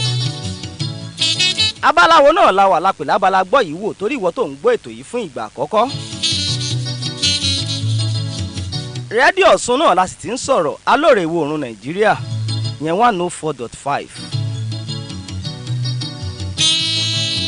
ètò tẹ̀sí ń gbọ́ yìí náà ló lárinrin tán bá ní nǹkan láàrin nǹkan tó dùn tí gbọ́ngbọ́n kan sí i. kí ni mo mú wá lẹ́ni àkòrí tí mo mú wá tí mo fẹ́ kémi àti kájọ gbówó lẹ́ni ni mo pè ní ẹ̀gà. ẹ̀gà mọ́mì kí ló ń jẹ́ ẹ̀gà sísítà tó ń gbọ́ mi nílé bàbá àti mọ̀mọ́ mo mọ̀ wípé àwọn àgbà àtijọ́ wọn mọ̀ tí ń jẹ́ ẹ̀gà kì í sí ọ̀gá o ọ̀gá yàtọ̀ fún ẹ̀gà. A lè pe ẹranko lọ̀gà torí pé òun lẹ́sẹ̀ mẹ́rin ó sì máa yọ kẹ́lẹ́kẹ́lẹ́kẹ́lẹ́. ọ̀gà ló máa ń gba aṣọ aláṣọ ń tiẹ̀ tí èèyàn bá wọṣọ dúdú tó bá kọjá níwájú ọ̀gà ẹ̀sìn ìlẹ́rìí pé ọ̀gà yóò dúdú. tí ẹ bá sì rí tí bá ń lọ nísìnyí ó lè jẹ́ pé aṣọ green lèèyàn bá wọ̀ ẹ rí pé ọ̀gá ó sì ṣèǹjì yóò sì di green. ṣùgbọ́n kì í sí ọ̀gà ni mò ń sọ tí mo ń gba aṣọ aláṣọ o. tá a bá sọ̀rọ̀ nípa ọ̀gà a jẹ́ pé ìyẹn dọjọ́ iwájú. ṣùgbọ́n èyí tí mò ń sọ lẹ́ni ni mo pè ní ẹ̀gà. kí ni ń jẹ́ ẹ̀gà? ẹyẹ kan ni. ẹyẹ tí mo sọ yìí wọ́n máa ń pọ̀ gidi gan wọ́n á máa tó bíi 1000 ẹgbẹ̀rún kan tán wà lórí igi á máa jù bẹ́ẹ̀ lọ gan. ṣùgbọ́n orí igi tán wà yìí náà tí máa ń kọ́lé òǹkàlùkù wọn yóò lọ máa fẹnu gbé ní tí ó fi máa kọ́lé wá yóò máa gbé wá àìmọye ọjọ́ ìgbà ló máa ń ná ẹyẹ ẹ̀gà kó tó rí ilé kọ́. torí pé nítorí fi máa kọ́lé wọn tẹ́rẹ́tẹ́rẹ́tẹ́rẹ́ báyìí ni wọ́n wá máa sopọ̀ wọ́n lè já ewé kán fẹnu fa ewé yọ kán gbé wá wọ́n lè lọ sí orí ọ̀pẹ níbi ìmọ̀ wà kán fẹnu fa kínní ìmọ̀ ọ̀pẹ kán gbé wá kán fi kọ́ ilé. ṣùgbọ́n ẹ jẹ́ kí n sọ àléébù tó wà lára ẹyẹ ẹ̀gà fún yín. sẹ́ẹ̀rí tẹ̀yẹ ẹ̀gà bá ti bóyá ilé tán lò yẹn bóyá bí ibi igi tán wà tán so mọ́ tán ti ń dó ṣọ̀ṣọ̀ṣọ̀ṣọ̀ṣọ̀ bóyá bí jọ́ márùn-ún lẹ̀gà bá fẹ́ lò ńbẹ̀ tẹ́gà bá ti kúrò ńbẹ̀. sẹ́ẹ̀rí ilé tí ẹ̀gà kọ́ yìí fúnra wọn náà tún fẹnu ara wọn tú. torí ibi tán tún ń kó lọ ẹ̀gà ò tún múra yóò tún fà á wọ́n tún wá máa gbé ilé yìí wọ́n tún máa gbé lọ́bẹ̀ wọ́n tún máa gbé lọ́bẹ̀. ni àwọn bàbá wa sọ pé ẹ̀gà fẹnu kọ́lé ẹ̀gà fẹnu tú. Sunday Àkùfẹ́ kí ni mo wá fẹ́ fàyọ lérí ẹ̀gà. ǹjẹ́ mọ̀ pé ọ̀pọ̀lọpọ̀ wọ́n máa ń ní ẹ̀mí àti agbára láti kó èèyàn jọ. wọ́n á kó èèyàn jọ wò máa bọ̀. bọ́yá èèyàn nífẹ̀ẹ́ wọn wọ́n á kó wọn jọ ṣùgbọ́n ṣe rí fúnra lára wọn ẹnu wọn náà fi padà tú ẹni tán kó jọ yẹn ẹnu wọn náà padà fi túká. bọ́yá nípa ìmọ̀rọ̀sọ ẹlòmẹ́ẹ̀ ni. ẹlòmíì ò tiẹ̀ mọ bẹ́ẹ̀ èèyàn ṣe é gbọ́rọ̀ kalẹ̀ yọkàn sọ̀rọ̀ àlùfáàǹsá sọmọnìkejì rẹ̀ gbà. ọ̀pọ̀lọpọ̀ bọ́yá nìkan bọ́yá nísìnyí ìwọ jẹ́ àáfàá ọwá ń kó ọmọ léèké okójọ. òun ṣe wá sí fọ́pọ̀lọpọ̀ àwọn ènìyàn wọ́n ti ń kọ́kọ́ bọ́yá ẹ ti ń wà ń bẹ̀ wọ́n ti ń pé 3 4 ń bọ̀ yá ló di 5. nítorí pé ọ̀rọ̀ tán ń gbọ́ lẹ́nu rẹ̀ ọ̀rọ̀ tó dáa ni. nítorí pé ń tó ń kọ́ wọn wọ́n rí ní ń tọ́ dáa. ṣùgbọ́n pẹ̀lú bó o ṣe mọ̀ ọ̀rọ̀ sọ tó o ṣe mọ wá sí ṣe yìí bó o ṣe máa gbé kalẹ̀ ẹ́ ṣe yìí tínú bá ti bí ọmọọ̀rọ̀ kan là í sọ ọkàn sọ̀rọ̀ gbà ọ́ bí ìgbà téèyàn bá yìnbọn ni ẹ̀gà ni ọ́ fúnra rẹ náà lọ fẹnu kọ́lé fúnra rẹ náà ló tún fẹnu tú ká. ǹjẹ́ mọ̀ pé ẹlòmíà máa dẹ́gbẹ́lẹ̀ tó ní yóò kàn pé ẹnìkan ni pé ẹjẹ́ àwọn náà dẹ́gbẹ́ alájẹsẹ́kù lẹ̀ ẹjẹ́ adẹ́gbẹ́ alájẹsẹ́kù lẹ̀ ká mọ̀ dábì 1000. wọ́n á dẹ̀ bẹ̀rẹ̀ wọ́n á wá ẹni tó dálẹ̀ yẹn wọ́n mọ̀ pé lórí ẹgbẹ́ wọn. ń bọ̀ ya wọ́n á jẹ́ 2 ń bọ̀ bá yá wọ́n á jẹ́ 3 tó bá yá wọ́n á di 4 tó bá yá wọ́n á di 5. títí tí wọ́n á fi pọ̀ nínú ẹgbẹ́ yìí. ṣùgbọ́n nítorí pé olórí ẹgbẹ́ yìí bọ́yá kọ̀ mọ̀rọ́ tó yọkàn sọ̀rọ̀ àlùfàǹsá kan gbà òní ẹgbẹ́ ó sì túká lórí rẹ̀. òun náà ló kó wọn jọ o òun náà ni ó padà tú wọn ká. ọ̀gá alẹ́ iṣẹ́ mi gan a máa kọ́ mọ́ńsẹ́ tí ọkọ̀ mọ́ńsẹ́ tọmọ sí ọmọ wá sọ́dọ̀ rẹ̀ ọ̀gá wa mọ́ńsẹ́ ọ̀gá wa mọ́ńsẹ́. ọmọ sí ọmọ di 2 bẹ́ẹ̀ lọmọ sí ọmọ di 3 lọ́dọ̀ ọ̀gá. ọmọ sí ọmọ di 4 5 bẹ́ẹ̀ náà sì máa lọ kúrò lọ́dọ̀ ọ̀gá yìí. ṣùgbọ́n ẹ jẹ́ kí n sọ kíní kan fún yín ó lè jẹ́ pé àsìkò tán wà lọ́dọ̀ ọ̀gá yìí ọ̀pọ̀lọpọ̀ ọ̀rọ̀ àlùfàǹsá lọ̀gá yìí ó ti sọ sọmọṣẹ́. instead káwọn ọmọọṣẹ́ yẹn káwọn máa sùrù mọ́gà pé ọ̀gá wa àwọn àmọ́ rò pé ẹ jẹ́ kí a ṣe ń tà ṣe ẹ jẹ́ ká kọ́ ń tà kọ́ sẹ́ni tí ọ̀mọ̀rọ̀ sọ yìí àti rẹ́ nìkan tó wò wá sùnsùnsùn ó ní wọ ọ̀rọ̀ kí lọ́mọ̀ ọ́ sọ ṣe bá ń sọ̀rọ̀ sí ọ lẹ́nu ni. ẹ̀gà ni ọ́ ẹ̀gà fẹnu kọ́lé ó sì tún fẹnu ara rẹ̀ túká. ọ̀pọ̀lọpọ̀ tí ń ṣe wáàsí fún yàn wáàsí gan ò sínú ayé tiẹ̀ ọ̀pọ̀lọpọ̀ tí ń ṣe wàásù fún yàn tí ń wàásù fún yàn lórí pẹpẹ pé nǹkan báyìí nǹkan báyìí nǹkan báyìí táwọn ọmọ ìjọ sì mú wàásù rẹ̀ tán mú lò. ǹjẹ́ mọ̀ pé ọ̀rọ̀ tí oníwàásù ń sọ fún yàn pé ntẹ́ǹsẹ̀ yìí ọ̀dà ntẹ́ǹsẹ̀ yìí ọ̀dà o ìwà tẹ́ǹwì yìí ọ̀dà o. oníwàásù gan ìwà yìí ń bẹ nínú ayé tiẹ̀ tí ò mú kú o. oníwàásù ń kó apẹ́ ká mọ́ ṣàbòsí oníwàásù ń ṣàbòsí. ẹ gbọ́ bó lóníwàásù ṣe lè mọ́ ṣàbòsí. ẹni tó bá rí pẹ́yìn ẹjọ́ dúró ò lè sọ̀rọ̀ lójú rẹ̀ bó ṣe lọ ọwọ́ àdọ̀rọ̀ rẹ̀ lẹ̀ àbòsí ló ṣe. ìwọ náà lẹ̀sìn ń kọ́ wa pé ẹ mọ́ ṣàbòsí èèyàn o ẹ mọ̀ mọ́ sọ̀rọ̀ ọmọnìkejì yín lẹ́yìn o. ṣùgbọ́n bá ọmọnìkejì tí wà á ti ẹjọ́ sọ̀rọ̀ bó ṣe kú òun bẹ̀ lọ́dọ̀rọ̀ rẹ̀ lẹ̀ lẹ́yìn àbòsí ló ṣe ẹ̀gà ni ọ́. ìwọ náà ló ń fẹnu ara rẹ̀ kọ́lé ìwọ náà ló tún ń fẹnu ara rẹ̀ tu. ẹ wọ ẹyẹ ẹ̀gà téèyàn bá jẹ́ ẹ̀gà kọ́ lọ yẹ ara rẹ̀ wò dáadáa yóò rí pé ẹ̀gà ọjà nǹkan ẹyẹ kan tó jẹ́ pé ìmọ̀ sí kiri ni tí wọ́n bá jẹ́ ẹ̀gà ọmọ sí kiri ni o ò ní rí èèyàn kójọ láti dúró sójú kan torí pé bó o bá ṣe kó wọn jọ náà lọ padà tú wọn ká nípa ìmọ̀ràn ọsọ rẹ ni àlẹ́ mi ti ẹ̀rẹ́ nìkan ó ní òun ò lè rí o kó wọn mọ̀ sọ́n tòun àwọn ní kò sínú àjẹ́ńdà tó ń tó ń bá rí báyìí òun ọ̀sọ̀ ni òun tó ń bá sì gbọ́ báyìí dandan ni kó òun ó wí ìta mo wá sọ mo béèrè lọ́wọ́ onítọ̀mú ni ẹ wá iṣẹ́ ìkìlẹ̀ gbé dání ó ló ní wàásù lóhùn gẹ́gẹ́ bíi pásítọ̀ ok gẹ́gẹ́ bíi oníwàásí ok gẹ́gẹ́ bíi àfáà ok ìmáàmù lẹ́yìn èmi wá ń sọ fún un tó pera rẹ̀ ń pásítọ̀ pé gbọ́ ṣe bí bíbélì sọ fún wa wípé ta ni ìránṣẹ́ mi ẹni tó fọ́jú ẹni tó di létí ìyẹn ni pé téèyàn bá jẹ́ ìránṣẹ́ Ọlọ́run o gbọ́dọ̀ di lójú o gbọ́dọ̀ jẹ́ afọ́jú o sì gbọ́dọ̀ jẹ́ ẹni tó di ní etí ìyẹn ẹdití kí ni wọ́n ń sọ fún wa ń bẹ̀ tó òfin ní jẹ́ ẹ̀gà ìyẹn ni pé n tó o bá rí tójú rẹ bá rí kì í ṣe dandan ní kẹ́nu rí ó sọ kó o lè bá àárẹ̀ èèyàn kó jọ ni ìwọ wá ní gbogbo n tó o bá rí ń ló sọ o lè rí èèyàn kó jọ ẹ̀gà ni ọ́ ìwọ ní gbogbo ń tọ́ ọ bá gbọ́ àfi dandan kó o wí ìta ẹ̀gà ní ọ̀ torí pé ẹ̀gà náà yìí dákẹ́ látàárọ̀ dalẹ́ láti gbogbo òru ẹ̀gà máa ké ni ṣío ṣío ṣío ṣío ṣío ẹ̀gà mò ń bẹ̀ ọ́ ìwọ olùgbọ́ ọ̀rọ̀ mi tọ́ ọ bá jẹ́gà ǹjẹ́ mọ̀ pé tí ìyá bá jẹ́gà láàrin àwọn ọmọ rẹ̀ yóò sì dá wàhálà alẹ̀ láàrin ọmọ torí pé bóyá ẹ̀gbọ́n lọ́wọ́ bá mọ̀mí mi abẹ́rẹ́ tí bọ̀dá láàrin ṣe ni ìyá ọ̀wá fòye gbé torí pé ẹ̀gà nìyá bí ìyá ṣe rí láre lónìí wò ó búkì wá sọ̀rọ̀ rẹ àbí Zainab ló wá sọ̀rọ̀ rẹ fún mi wípé n tó ṣe rèé ìyẹn wà ní ó ti wá sọ̀rọ̀ mi ìjọ bẹ̀rẹ̀ láàrin ọmọ ìyá méjèèjì nítorí pé ẹ̀gà nìyá wọn ẹni tá a sọ̀rọ̀ fún tó tún lọ sọ fọ́lọ́rọ̀ ǹjẹ́ ìwọ tiẹ̀ lè kó èèyàn jọ ná ìwọ tí ẹ pé n tó o bá gbọ́ dandan ni kó o sọ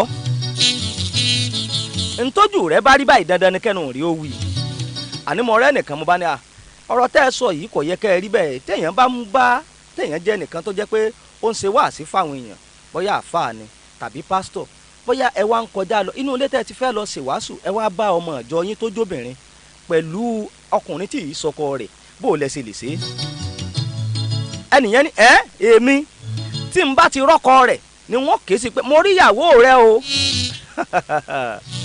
mo ní ẹ̀gà níyìn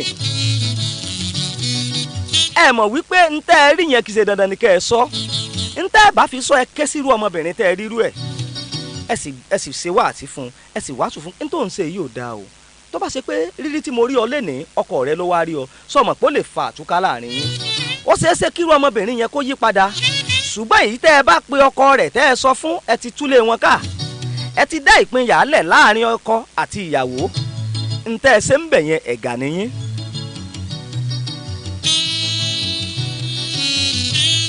ẹ̀gà ẹyẹ ni ẹ̀gà fẹnu kọ́lé tí sì tún fi ẹnu ara rẹ̀ tu.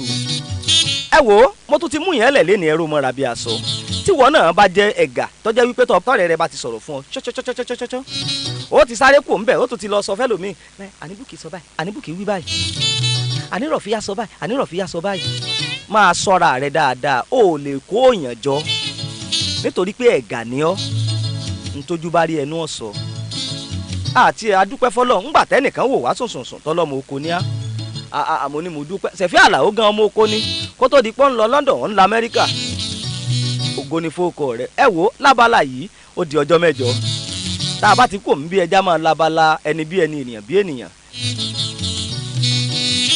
09162328690 ẹ kú ìkàlẹ̀. ó lárinrin ó lárinrin ó lárinrin ó lárinrin bẹ́ẹ̀ ni ó lárinrin.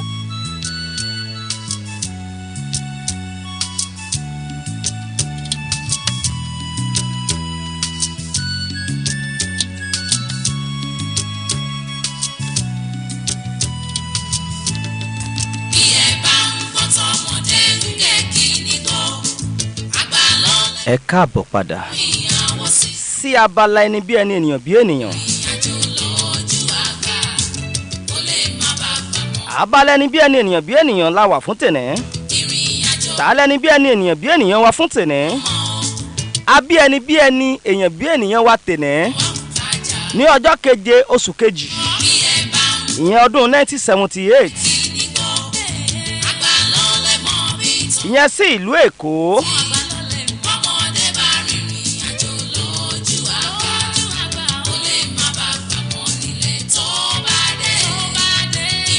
òṣèré lẹni tí mò ń sọ nípa rẹ̀ yìí.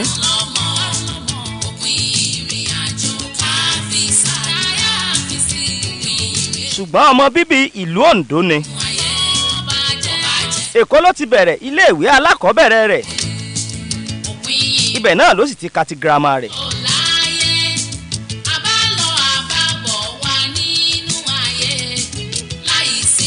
òṣèrébìnrin tí mò ń sọ nípa rẹ̀ yìí àtúmọ̀ akọrin.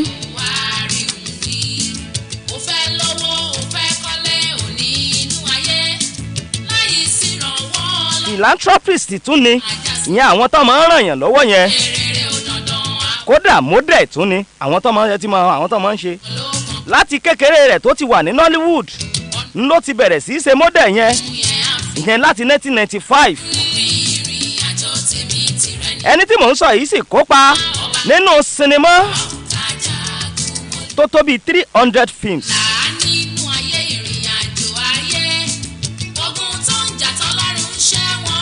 ẹni tí mò ń sọ yìí wọ́n fẹ́ẹ́ jẹ́ celebrity àkọ́kọ́ tó jẹ́ wípé followers ẹ̀ ní Facebook ọwọ́ 1 million.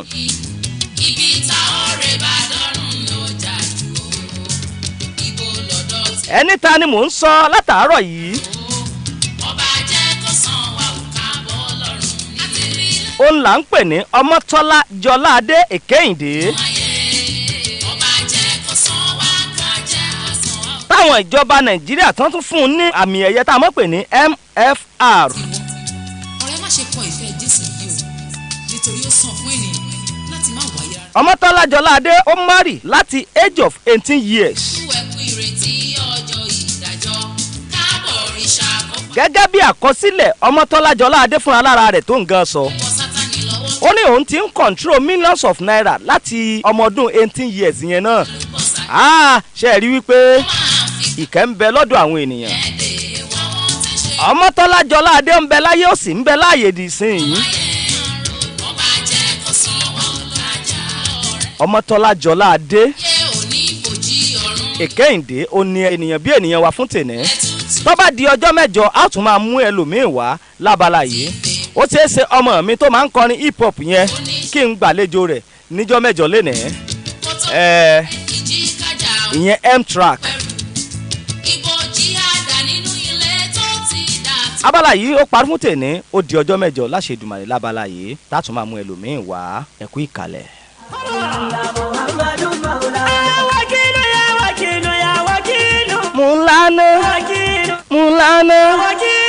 Mulana eske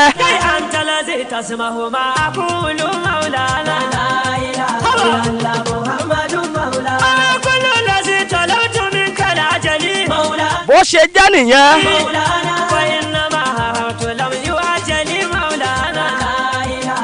mo fi yẹn fún àwọn tí múmìnì múmìnà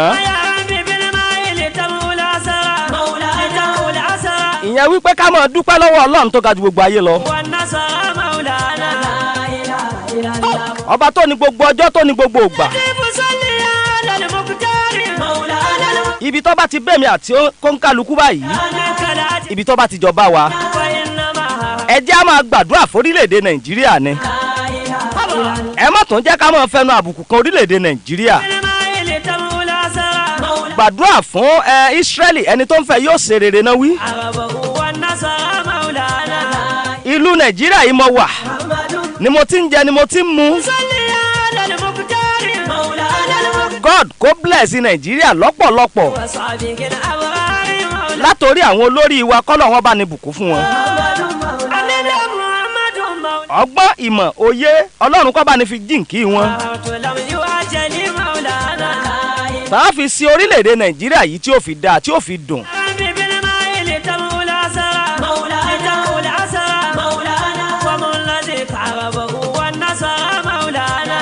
gbogbo àwọn pàdí mi àbókítà wà ní sábó. ẹ̀yin náà ẹ má sọ pé ìrọ́wọ́ mi MC lẹ́yẹ Sunday ọmọ adéríbigbé. ìnáwó ní yàyàgídá.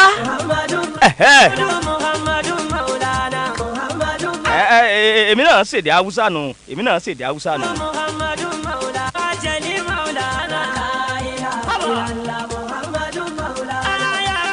wọ́n fi mí ṣe yẹ̀yẹ́ nílé agbára láàrin àwọn tá a jọ wà nù kúlú wọ́n fi mí ṣe yẹ̀yẹ́ ọ̀dà bẹ́ẹ̀ ẹ̀yin olólùfẹ́ mi mò ń kí yín. ọ̀kan ṣoṣo àjànàkú tí mi gbó kìjikìji 104.5. MC lẹ́yẹ. Let it spring forth, entertainment at its best, yo. News with clarity, information untainted.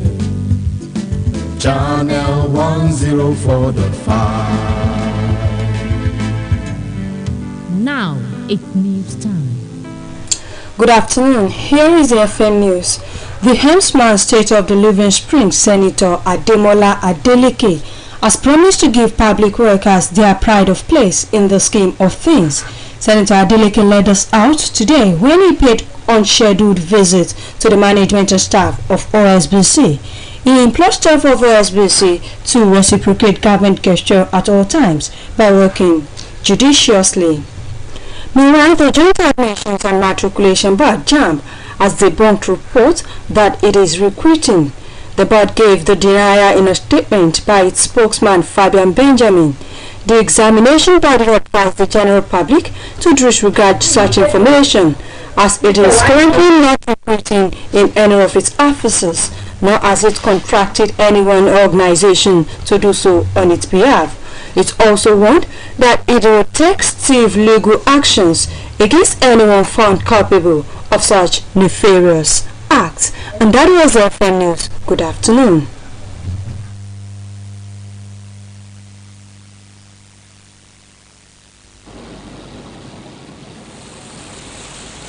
You're listening to 104.5 megahertz. Just like water, we are your indispensable companion. Focus, a write-up on people, places and events, pays tribute to Dickness Munisola Yunus Aluko Ni Ojo as she bows out of service tomorrow, and a retirement Thanksgiving service comes up on Saturday, 10th of this month. The piece is sponsored by the children of the celebrants.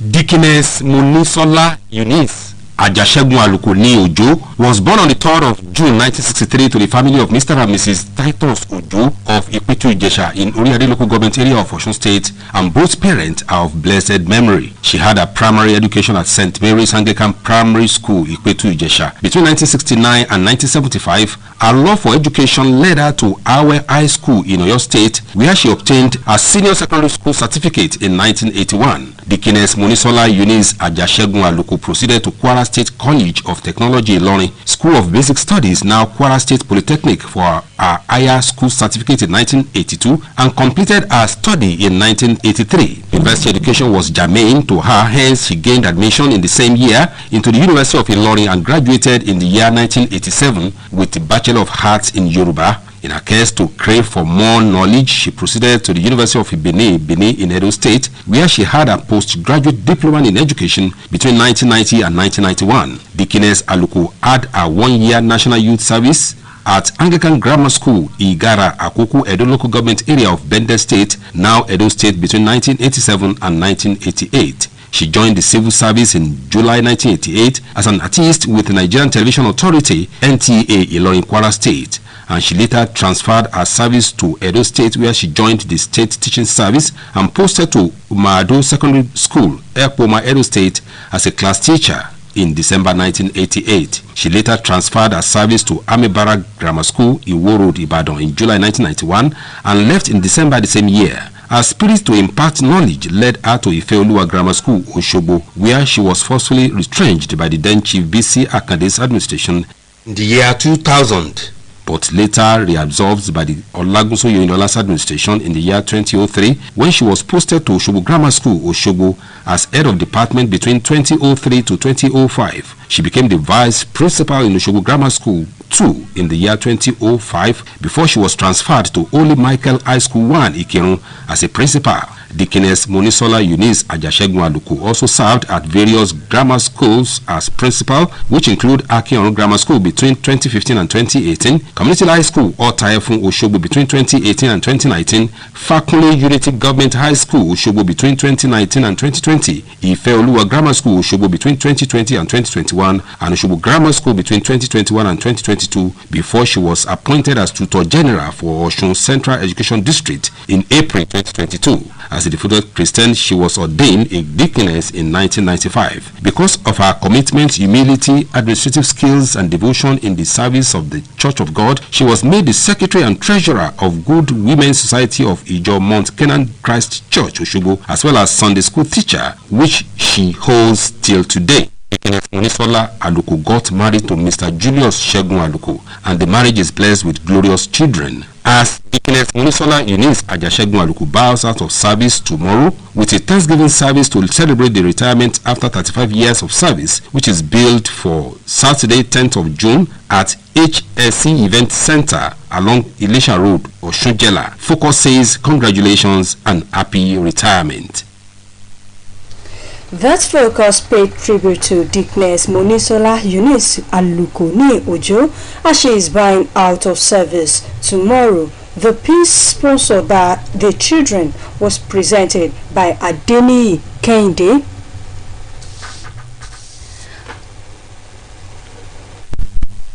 Àfojúsùn wa tòní ló ń kí Dickiness Monisola Eunice Aluko ní Ojo kú oríire ìfẹ̀yìntì lẹ́nu iṣẹ́ gẹ́gẹ́ bí ó ṣe máa ń fi àgbà iṣẹ́ ọba rò lọ́la òde yìí. Táyẹyẹ ìdúpẹ́ ìfẹ̀yìntì ó sì wáyé lọ́jọ́ àbámẹ́ta ọjọ́ 10 oṣù tá a wáyé. Àwọn ọmọ aláyẹyẹ ni wọ́n ṣonígbọ̀wọ́ àfojúsùn ọ̀hún. Máàní ìgbàgbé ní ọjọ́ 7 oṣù kẹfà ọdún 1963 nínú ìdílé ọ̀gbẹ́ni àti arábìnrin Titus Ojo ti òpópónà Odò Ìsẹ̀ nílùú Ìpẹ̀tù Ìjẹ̀ṣà níjọba ìbílẹ̀ Orí Adé gẹ́gẹ́ bí adẹ́dà ti ọmọbìnrin jòjòló Monisola Eunice Ajashegun Aluko tàdílé náà lọ́rẹ. Ó bẹ̀rẹ̀ ẹ̀kọ́ alákọ̀ọ́bẹ̀rẹ̀ nílé ẹ̀kọ́ St Mary's Anglican tó wà nílùú Ìpẹ̀tù Ìjẹ̀ṣà láàrin ọdún 1969 sí ọdún 1975, tó sì jẹ́ pé bó ṣe nífẹ̀ẹ́ ìmọ̀ ẹ̀kọ́ dénúdénú ló ṣokùnfà bó ti tẹ̀síwájú nílé ẹ̀kọ́ girama Awe High School tó wà nípínlẹ̀ Ọ̀yọ́, níbi tó ti gbàwé ẹ̀rí oníwèé mẹ́wàá lọ́dún 1981, tó sì ti bẹ̀ tẹ̀síwájú lọ sílé ẹ̀kọ́ ìmọ̀ ẹ̀rọ ìpínlẹ̀ Kwara tó ti di ilé ẹ̀kọ́ gbogboǹṣe ìpínlẹ̀ Kwara tó wà nílùú Ìlọrin báyìí, níbi tó ti gbàwé ẹ̀rí ilé ẹ̀kọ́ gíga lọ́dún 1983. Bẹ́ẹ̀ ni ò tún jẹ́ kí ìrẹ̀wẹ̀sì ọkàn dá òun lágara tó mú kó tún wá mọ ìmọ̀ lọ sílé ẹ̀kọ́ gíga fásitì ìlú Ìlọrin níbi tó ti gba oyè àkọ́kọ́ nínú ẹ̀kọ́ ìmọ̀ Yorùbá lọ́dún 1987. Diakoni Monisola Eunice Àjàṣẹ́gun Àlùkò kò fi mọ ní oyè àkọ́kọ́ nìkan ṣùgbọ́n tó tẹ̀síwájú nílé ẹ̀kọ́ gíga fásitì ìlú Benin ìpínlẹ̀ Edo níbi tó ti fi òlélẹ̀ postgraduate diploma nínú ètò ẹ̀kọ́ kíkọ́ lé e lórí láàrin ọdún 1990 sí ọdún 1991. lẹ́yìn èyí ló ṣe ilẹ̀ bàbá rẹ̀ gẹ́gẹ́ bí àgùnbánirọ̀ nílé ẹ̀kọ́ Anglican Grammar School Ìgárá níjọba ìbílẹ̀ Àkókò Ẹ̀dó ìpínlẹ̀ Ẹ̀dó láàrin ọdún 1987 sí 88. ó darapọ̀ mọ́ iṣẹ́ ọba nílé iṣẹ́ móhùnmáwòrán ìpínlẹ̀ Kwara tó wà nílùú Ìlọrin lọ́dún 1989. lẹ́yìn èyí ló gbaṣẹ́ olùkọ́ nípínlẹ̀ Ẹdó níbi tí wọ́n ti gbé e lọ sílé ẹ̀kọ́ girama Ẹ̀máodò tó wà ní Ẹ̀pọ́mà nípínlẹ̀ Ẹdó lóṣù kejìlá ọdún 1988. lẹ́yìn èyí ló gbéṣẹ́ rẹ̀ lọ sílé ẹ̀kọ́ girama Army Barrack tó wà lókùpónà tó lọ sílùú Ìwó nílùú Ìbàdàn lóṣù keje ọdún 1991 tí ó sì pẹ́ nígbà tó fi iṣẹ́ olùkọ́ sílẹ̀ lóṣù kejìlá ọdún náà tó sì jẹ́ pé bó ti nífẹ̀ẹ́ àti máa bomi ìmọ̀ fún àwọn ìran tó ṣẹ̀ṣẹ̀ ń dìdelẹ̀ ló ṣokùnfà ìdí pàtàkì tó tún fi gbaṣẹ́ olùkọ́ nílé ẹ̀kọ́ girama Ìfẹ́ Olúwa tó wà nílùú Òṣogbo níbi tí ìjọba gómìnà Adébísí Àkàndé títí lọ́pọ̀npọ̀n gbaṣẹ́ lọ́wọ́ rẹ̀ nígbà náà lọ́dún 2000 ṣùgbọ́n tíjọba gómìnà Ọlágúnsóyè Oyèlọ́lá dá gbogbo ògo tó ti gbà lọ́wọ́ rẹ̀ padà lọ́dún 2003 nígbà tí wọ́n gbé e lọ sílé ẹ̀kọ́ girama Òṣogbo Grammar School sípò adarí ẹ̀ka kan nílé ẹ̀kọ́ náà láàrin ọdún 2003 sí 2005. lẹ́yìn èyí ló gun àkàbà ìgbéga dépò igbákejì ọ̀gá àgbà ẹ̀ka ilé ẹ̀kọ́ ọ̀hún kejì lọ́dún 2005 kí iṣẹ́ tó tún gbé e lọ sílé ẹ̀kọ́ Holy Michael High School àkọ́kọ́ tó wà nílùú Ìkìrun gẹ́gẹ́ bí ọ̀gá àgbà ṣe àríkà ní bàbá ìrègùn. Diakoni Monisola Eunice Àjàṣẹ́gun Àlùkò tún ṣiṣẹ́ gẹ́gẹ́ bí ọ̀gá àgbà nílé ẹ̀kọ́ girama Akínọ̀run Grammar School tó wà nílùú Ìkìrun láàrin ọdún 2015 sí ọdún 2018 pẹ̀lú Community High School Ọ̀tà Ìfún nílùú Òṣogbo láàrin ọdún 2018 sí 2019.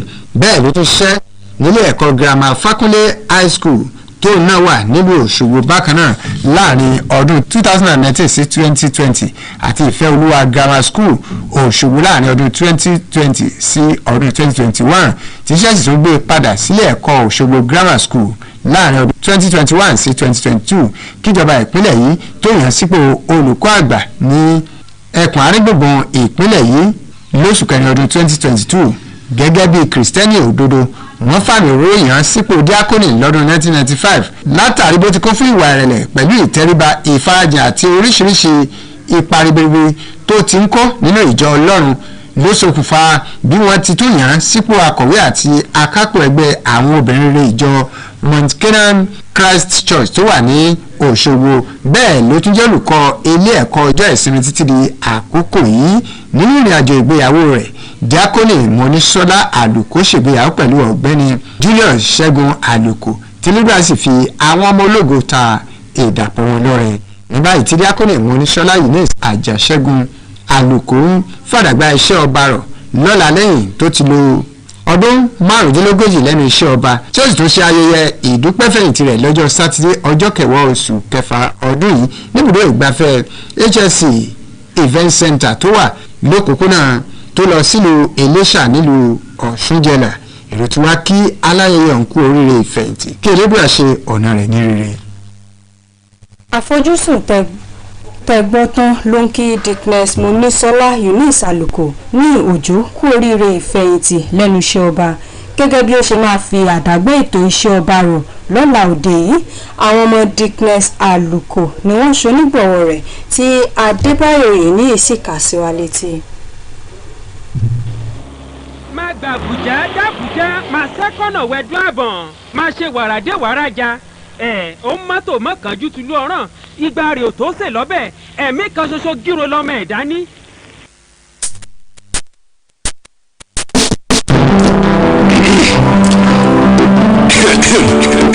Yes! Strut up. OSBC Radio 210.5 to the ground. Yeah man, state of our show. Yes, you must come by my car and never do this. Yes, strut up fire set to it.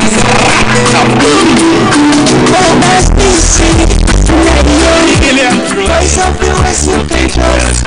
OSBC Radio, voice of the West, you can trust. All for the fire. Voice of the West, you can trust. All for the fire. Yes, Marcy. Voice of the West, you can trust. Don't worry, don't you fret. I always listen, well it's a 104.5. Don't worry, don't you fret. I always listen, I'm the voice of the West, I will say. So whoever hear radio station with a wider reach, and turn with them modest will live massively. Every time I will take and lead. Yes, well, one better know we informative. OSBC we educative. OSBC we qualitative. We are number one in the entertainment. Fire sentiment. Yo, into the very best of radio programming. 100% entertainment. Qualitative news, information as it break. Yes, we're educated. Still, OSBC Radio 2.0.5 FM. Numero uno sound of the Sahara. I want them set to me.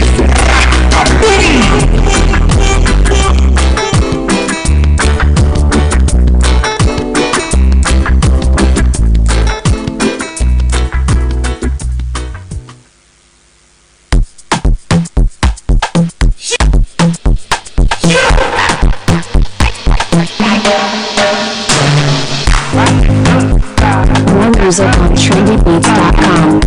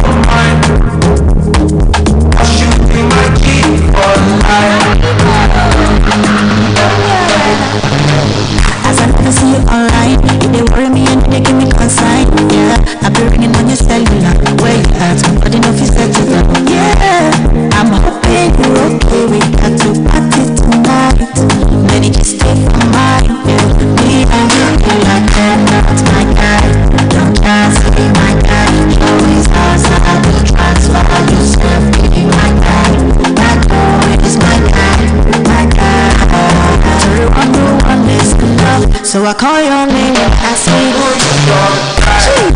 that guy is my guy. He's not my guy. I'm my guy. MK and June K for life. Venus to my beach. I dedicate my time. Yeah, Chiefy Kuku. So don't forget. I want to be looking up and over. 77 is my guy. Be my G for life. You be my G, be my G. Yeah, I'm feeling good tonight. Cause I did, yeah, with my guys. I got plenty for my mind, but right now I'm with my guys. I don't care them got my back. They don't see my progress. I'm glad we combination. It's like the inspiration. I'm glad we had concentration. I'm a cast them all over. I'm gonna keep far away. I thank God for my DJ. Good friends will be money. Good for your life. Not only me, my life. See, I see they like me, sunrise. I will never leave your side. I will never ever. I dedicate my life to you.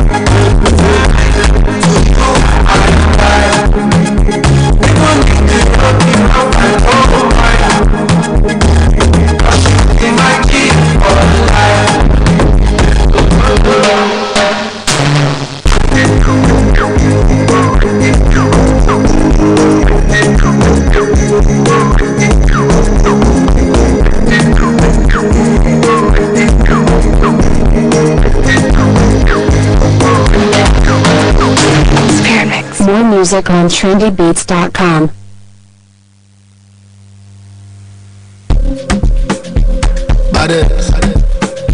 trendybeats.com. You know. Sounds of blues. Initiating rage process. I'm unavailable. They know they see me. I'm unavailable. They know they see me. I'm unavailable. They know they see me. I'm unavailable. They know they see me. I'm sorry for who won't be my matter. Sorry, I'm only human. So make nobody around. Say I carry woman. Say na man way I for carry. For calling. So I need it when I talk. Say I be pastor. If you know, think I want. It is not. I got no. Call the go.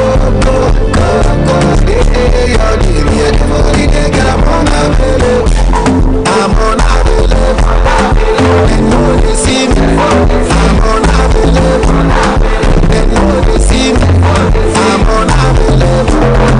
They know they see me. I'm unavailable. They know they see me. My life, I don't have no time, come see me shining, like too many birds on my eye. I'm changing my life, I'm a mama riding, she got me going. This fight to come my freedom, was all stay for you, was like you could tell us, but I need banana. I'm a click for Bella, stay for you, was like you could tell us, but I need banana. So I'm a click for Bella, stay for you, was like you could tell us, but I need banana. I'm a click for Bella, stay for you, walk the fella, I'm unavailable. They know they see me. I'm unavailable. They know they see me. I'm unavailable. They know they see me. I'm unavailable. They know they see me.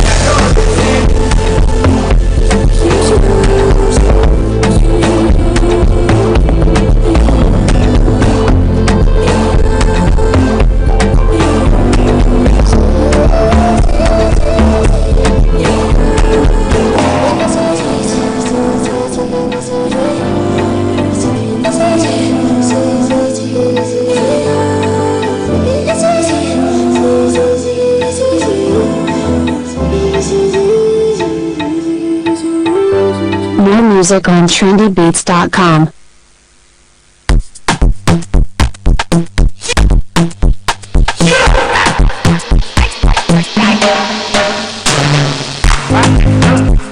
More music on trendybeats.com.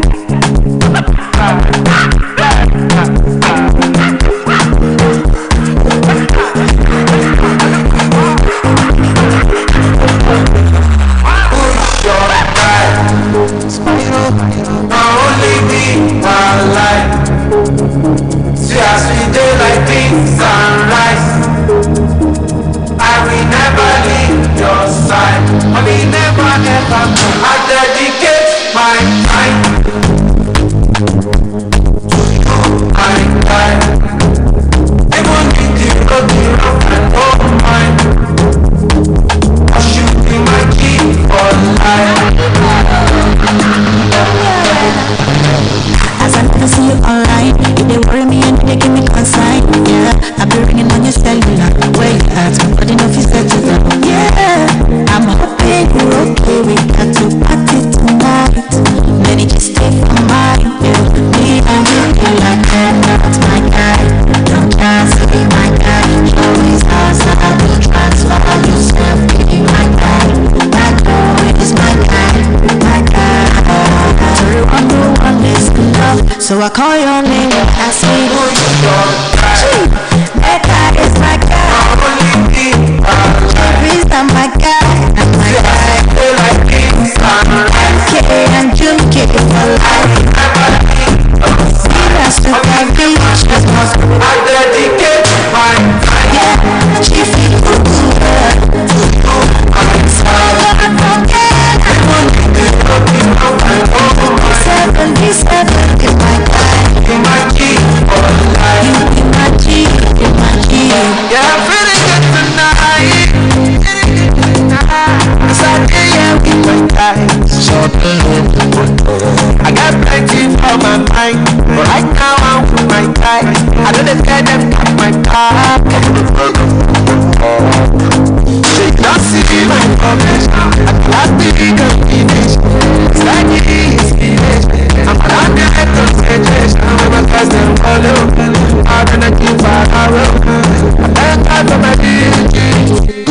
to the money, push your life.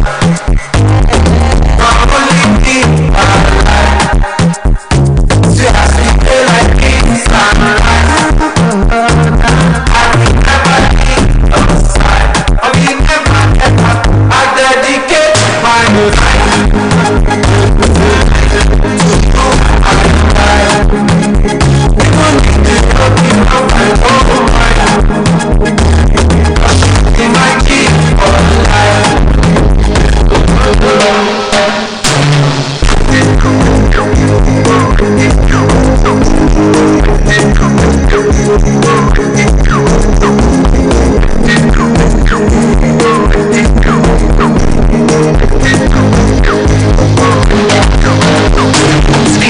More music on trendybeats.com.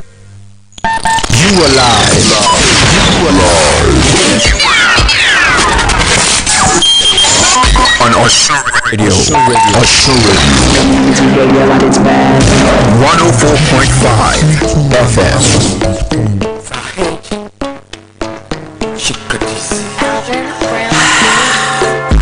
Hello, fine mama, sweet ballerina. Okinche monkey, don't you go banana. To my jijo pasuma, akushupa saidi.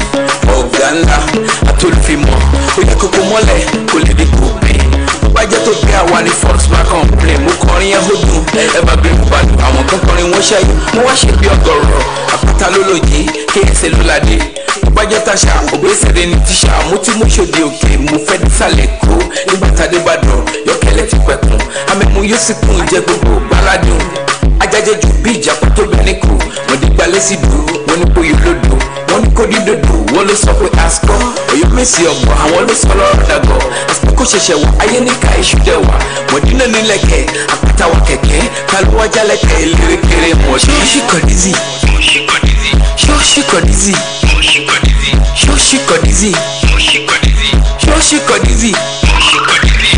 Ṣíkọ́dísì kò wọlé, owó wọlé ọmọ wọlé. Ṣíkọ́dísì kò wọlé, owó wọlé ọmọ wọlé. Ṣíkọ́dísì kò wọlé, owó wọlé ọmọ wọlé. Ṣíkọ́dísì kò wọlé, owó wọlé ọmọ wọlé. Ṣíkọ́dísì kò wọlé, owó wọlé ọmọ wọlé. Ṣíkọ́dísì kò wọlé, owó wọlé ọmọ wọlé. Ṣíkọ́dísì kò wọlé, owó wọlé ọmọ wọlé. Ṣíkọ́dísì kò wọlé, owó wọlé ọmọ wọlé. Àwọn tàdó ti dé, àwọn tẹ̀dó ń bọ̀. Lọ́jọ́ tàdó ń dùn, ibẹ̀ làgbàdo ṣògo. Àríṣe láríkà, àríkà ló ṣòro ìgún. Tó bá wá jẹ́ ti jó, àpáta mo lè jó. Ṣé káròkò àlà olùkó tó kún gan pakùrù síbẹ̀ yẹn kò sí kiri fọlọ́gbà àmọ́ àwọn àgbàyà alágídí tálákà fún lamẹ́ríkà àwọn òfin gbà tálákà wọ́n ti wọ ṣòkòtò wọ́n ń re ṣòkòtò àmọ́ àwọn tó máa wọn aṣọ ló gbójú lápẹ́jà fún gúgúrú tútù òkèlè bí iyán ṣan ọ̀kan yẹn máa fọkà máa wé hàn lọ́kẹ́lẹ́ tó pẹ́ kùngàn ti jẹun yóò sì kùn ọ̀gọ̀rọ̀ tó ṣẹ́kù wọ́n dà mọ́ gẹ́gẹ́ mu oníkùn ló ṣe kàdé ń kàṣe múrítàlá kórìí oko wáyọ̀ lọ́wọ́ àwọn olófòfò tó jẹ́ pẹ̀lú wọn.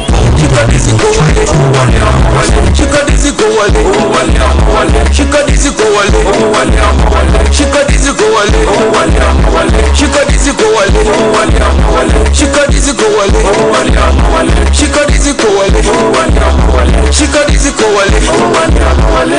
Ó ti wọ ṣòkòtò, wọ́n ń gbé ṣòkòtò. Àmọ́ àwọn tó mọ̀ wọn aṣọ ló bójú lágbájá. Ọmọ gúlú tútù òkèlè bí yan ṣọ wọn kọ́ yóò máa fọkà máa wé yan. Yọkẹ́lẹ́ tó pẹ̀kùn gan ti jẹun yóò sì kùn. Ògùrọ̀ tó ṣẹ́kù, wọ́n dà mọ́ gẹ́gẹ́ mu. Oníkùn ló ṣe kàdí ń kàṣe múrítàlá. Orí ti kó wáyọ̀ lọ́wọ́ àwọn olófòfò tó jẹ́ pẹ́nu wọn ò. Ṣíkọ́dísì kò wọlé, owó wọlé ọmọ wọlé. Ṣíkọ́dísì kò wọlé, owó wọlé ọmọ wọlé. Ṣíkọ́dísì kò wọlé, owó wọlé ọmọ wọlé. Ṣíkọ́dísì kò wọlé, owó wọlé ọmọ wọlé. Ṣíkọ́dísì kò wọlé, owó wọlé ọmọ wọlé. Ṣíkọ́dísì kò wọlé, owó wọlé ọmọ wọlé. Ṣíkọ́dísì kò wọlé, owó wọlé ọmọ wọlé. Ṣíkọ́dísì kò wọlé, owó wọlé ọmọ wọlé. Ṣíkọ́dísì, ṣíkọ́dísì, ṣíkọ́dísì, ṣíkọ́dísì, ṣíkọ́dísì, ṣíkọ́dísì kò wọlé, owó wọlé ọmọ wọlé. Ṣíkọ́dísì kò wọlé, owó wọlé ọmọ wọlé. Ṣíkọ́dísì kò wọlé, owó wọlé ọmọ wọlé. Ṣíkọ́dísì kò wọlé, owó wọlé ọmọ wọlé. Ṣíkọ́dísì kò wọlé, owó wọlé ọmọ wọlé. Ṣíkọ́dísì kò wọlé, owó wọlé ọmọ wọlé. Ṣíkọ́dísì kò wọlé, owó wọlé ọmọ wọlé. Ṣíkọ́dísì kò wọlé, owó wọlé ọmọ wọlé. Yeah, Hopper Brown on the beats, with the light on the mix. Call it done. Orbit on www.321lambert.com. You are live. You are live. On Osun Radio. Osun Radio. 104.5 FM. The studio time is 3 o'clock and time to bring to you the home news.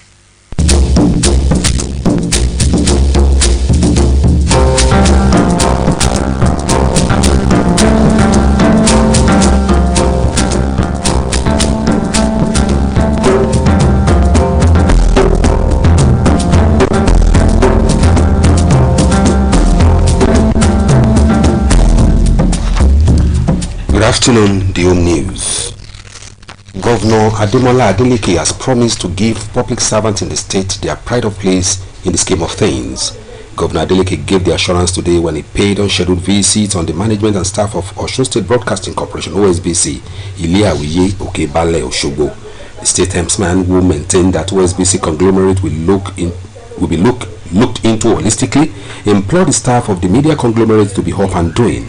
The state governor enjoined OSBC members of staff to exhibit professionalism while on duty and ensure that OSBC environment looked neat at all times.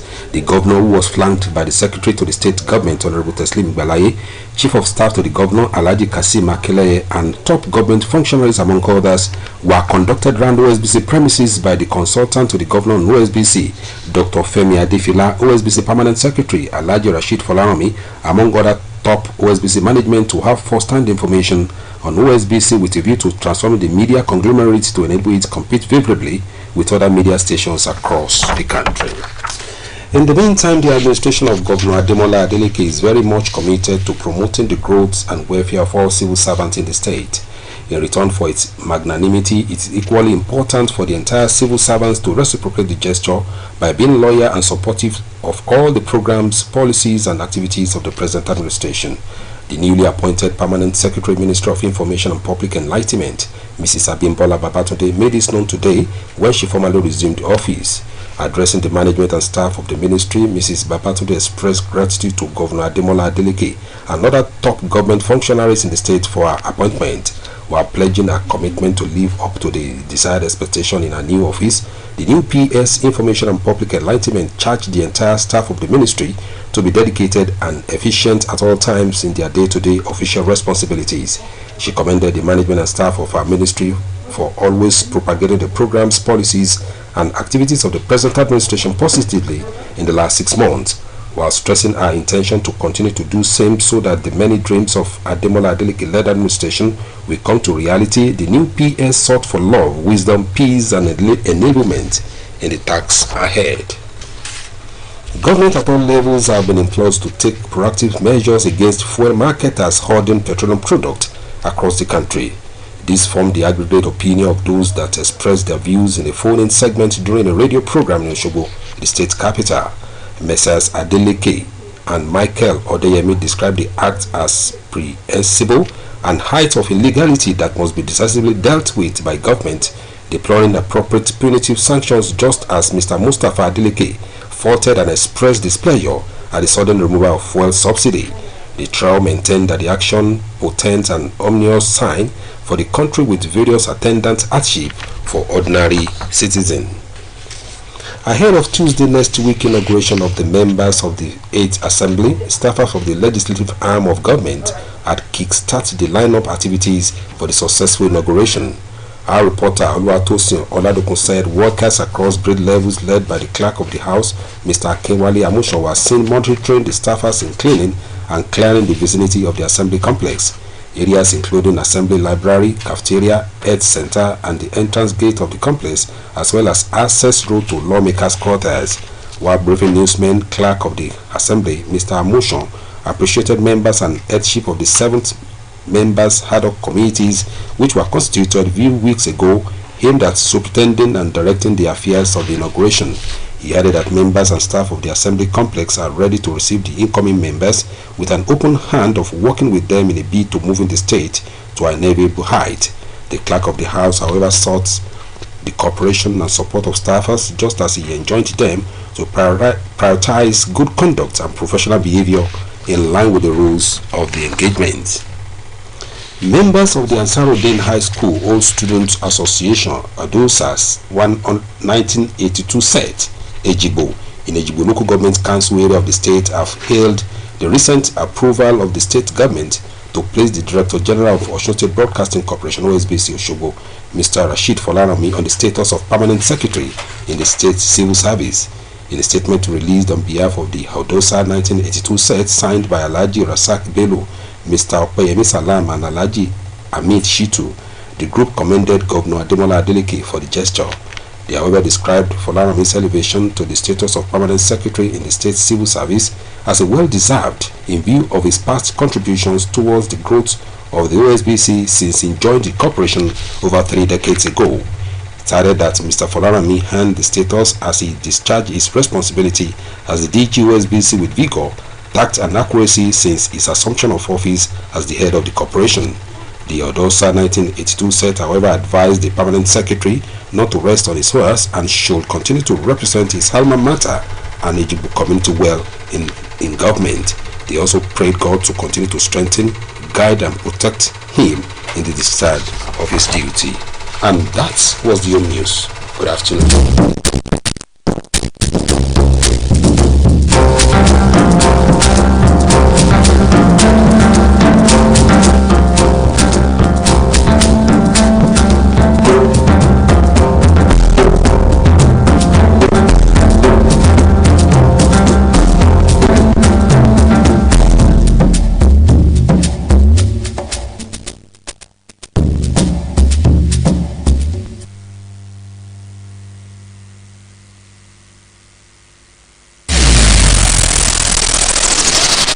Entertaining, it's educating, really informating, qualitative news as a break. OSBC Radio 2, 104.5 FM. Women up on the south of the Sahara, voice of the West.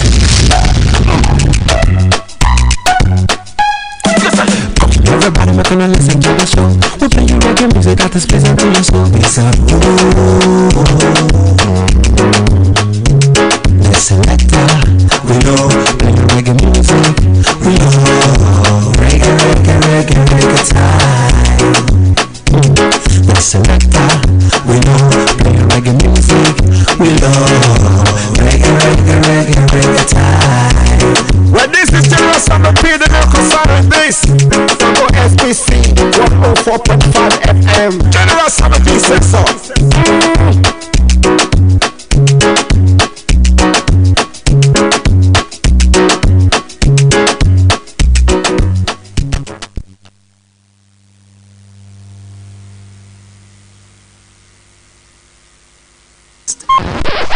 OSBC Radio 104.5 FM, Voice of the West. Don't touch the dial.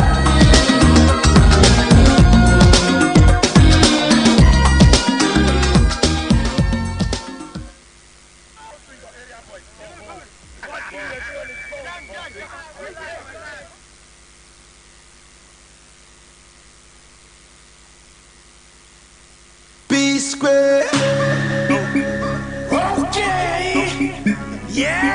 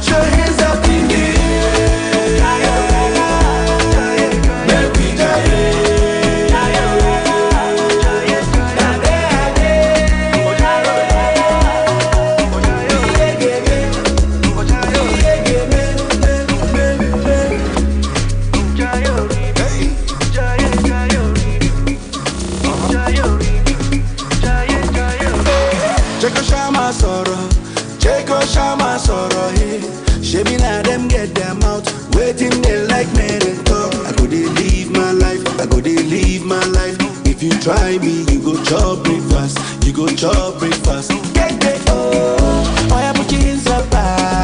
I know you feel that vibe. Cause I know get your time. Say my money in my mind. Yeah. If you don't make a move, wait till you get. Brother, wait till you get. So put your hands up in the air. Make me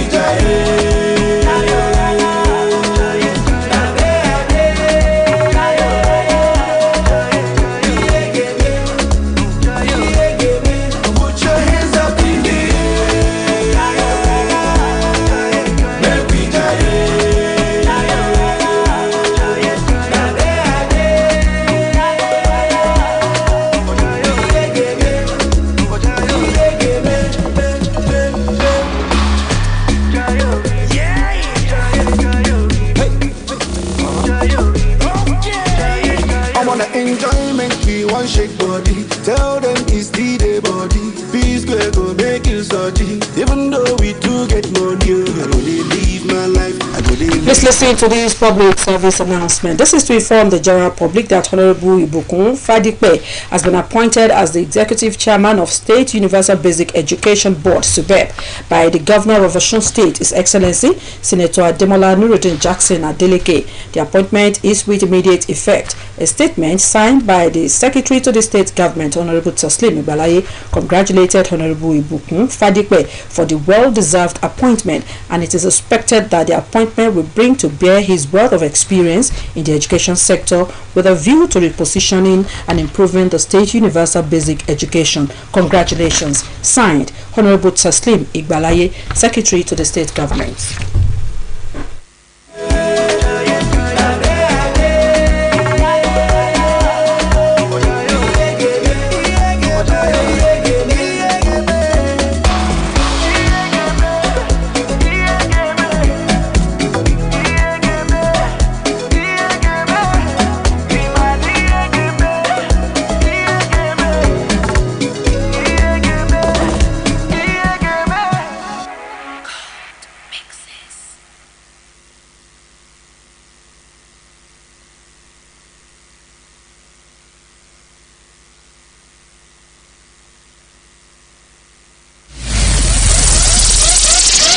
It's entertaining, it's educating, really informative, qualitative news as it breaks. It's OSBC Radio 2, 104.5 FM. Numero uno south of the Sahara, voice of the West.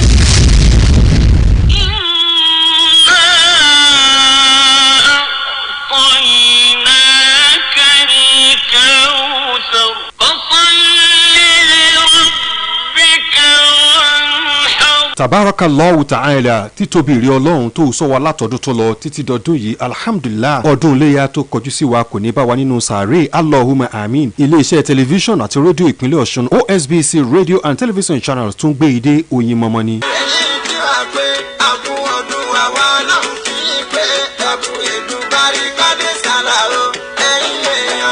A ti ṣàgbékalẹ̀ ètò lọ́kùnjọ̀kan tí yóò mú kílé ọdún yìí ó dùn ká sì tún gba ládàá lọ́dọ̀ Allah. Lára àwọn àlàkalẹ̀ ètò wa ní pàtàkì ọdún iléyá, wáàsí ọdún, ìrìn àjò hajj, èrò láràfá àti ìdí ọdún iléyá. Gbogbo ètò wa lẹ́dínwó ẹ kàn sí ìgbìmọ̀ ọdún iléyá 2023 ní ilé àwíyé òkè baálẹ̀ lóṣogbo. Ẹ sì tún lè pè wá sí 0806 664 9535 lẹ́ẹ̀kan sí 0806 664 9535.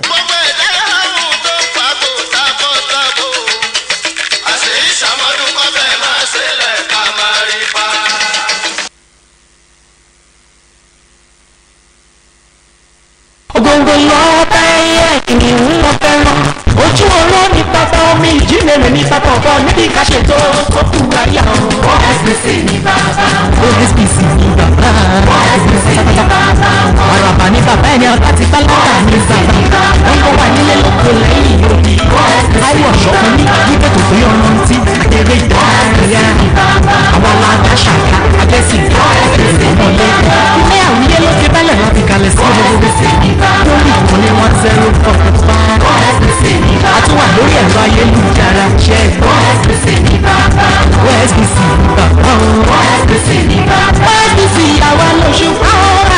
lóṣùpá o àwa lóṣùpá àrọ̀lẹ̀ lóṣùpá àdìyàyé àdìyàyé làwà ọmọ wa lámẹ́ ọmọ wa ní àdìyàyé làwà ọmọ wa níbi gbogbo àwa kìlà wọn sọ tó bá gbàgbẹ́rù tuntun yòó àdìyàyé. OSBC àgbà tiwa ló tó rò ń lọ àwa lọba tó tẹ́yìn erin fan.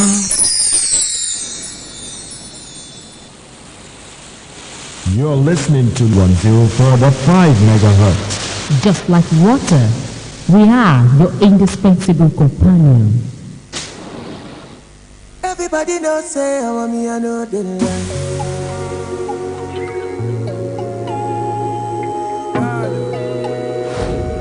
Everybody knows don't say I want me, I know the line. Come pull it, go. I don't really care about your body type. What really matter now your vibe. I be the one for you, one for you. Come pull it, go, come pull it. Don't really have to be the one to go. Ain't nobody fine like you. Girl, I be the one for you, one for you. Come pull it, and I feel like I've known you my whole life. Feel like I need you in my life. Nobody fit tell me otherwise. This baby will be mine. I feel like I've known you my whole life. Feel like I need you in my life. Nobody fit tell me otherwise.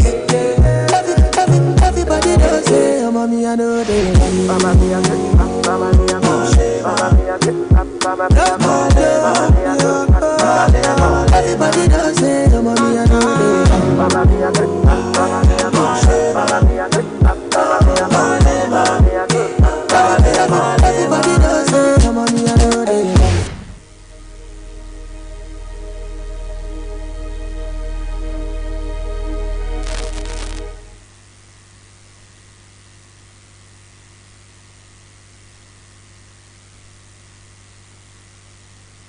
To learning. So, take the right step today by enrolling your 366-642. Sports, music, documentaries, news analysis, and lots more. Tune to OSBC Radio 104.5 FM.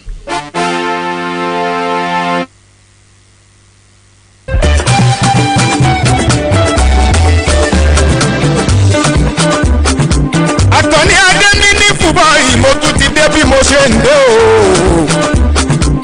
Ẹ̀sìn mi kárẹ̀lẹ̀ àwíyé OSBC rédíò 104.5 FM òkè balẹ̀ ṣáàlà fi kalẹ̀ sí lóṣogbo lókè o.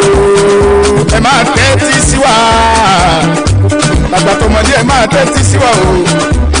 Ọkùnrin ẹ tẹ́tí sí wa obìnrin ẹ tẹ́tí sí wa onílé ẹ tẹ́tí sí wa àlejò ẹ tẹ́tí sí wa ẹni bá ń tẹ́tí sí wa ìròyìn àsìkò pẹ̀lú kéde àṣàtẹ̀sí gbígbé lárugẹ ètò tó bọ́bọ́ wá lọ́wọ́ wá lò wá o ọ̀rọ̀ ìṣítí lóríṣiríṣi òun lẹ́ o máa gbọ́ òkè balẹ̀ láwà nílé àwíyé kí máa ṣàgbára sani nílé àwíyé ẹsìn tó síwájú sóhun ló gbà fọ́ síìtì nílé àwíyé 104.5 òkè balẹ̀ láwà nílé àwíyé aṣíwájú là jẹ́ o nílé àwọn tó kù wọ́n ń bọ̀ lẹ́yìn nílé àwíyé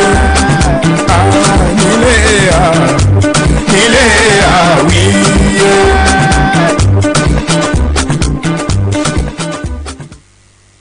Kéǹgbé ọ̀rọ̀ lórí rédíò Ọ̀ṣun.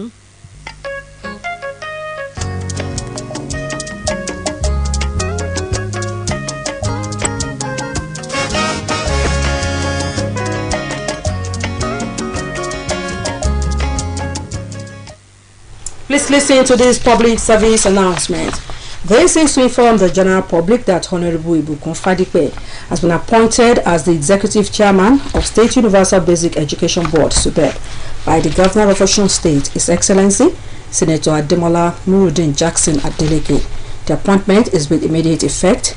A statement signed by the Secretary to the State Government, Honorable Taslim Igbalaye, congratulated Honorable Ibukun Fadipe for the well-deserved appointment and it is expected that the appointment will bring to bear his wealth of experience in the education sector with a view to the positioning and improving the state universal basic education. Congratulations. Signed, Honorable Taslim Igbalaye, Secretary to the State Government.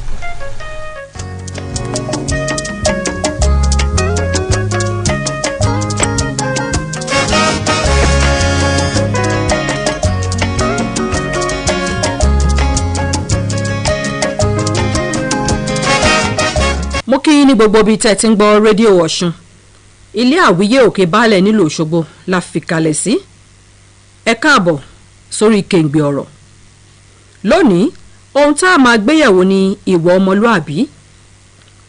Ta ni ọmọlúàbí? Ọmọlúàbí ni ẹni tó kó gbogbo ìwà rere pọ̀ tó sì jẹ́ ẹni tí gbogbo ènìyàn kà sí ojúlówó ènìyàn. Kì í ṣe ẹni tó bá lówó lọ́wọ́ nìkan là ń pè ní ọmọlúàbí. Kì í sì ṣe ọ̀jọ̀gbọ́n tàbí gbajúmọ̀ nìkan la lè pè bẹ́ẹ̀.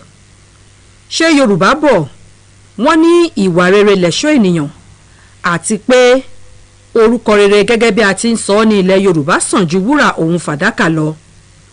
Ọmọlúàbí ni ẹni tó sábà máa ń ní ohùn rere lẹ́nu torí pé ọ̀rọ̀ ẹnu ènìyàn máa ń fi bí ọkàn àti inú wa ti rí hàn. Kàkà kí ọmọlúàbí sọ̀rọ̀ búburú jáde lẹ́nu yóò yá dákẹ́ ni. Ọmọlúàbí mọ̀ nípa ìkíni pẹ̀lú àyẹ́sí àti ọ̀wọ̀ kíkún. Ọmọlúàbí kì í yòdì, kì í fènìyàn sínú. Ọmọlúàbí a máa gba ọ̀rọ̀ aládùúgbò, mọ̀lẹ́bí, ojúlùmọ̀ tàbí ọ̀rẹ́ yẹ̀wò bí wọ́n bá ní ìṣòro kan tàbí òmíràn.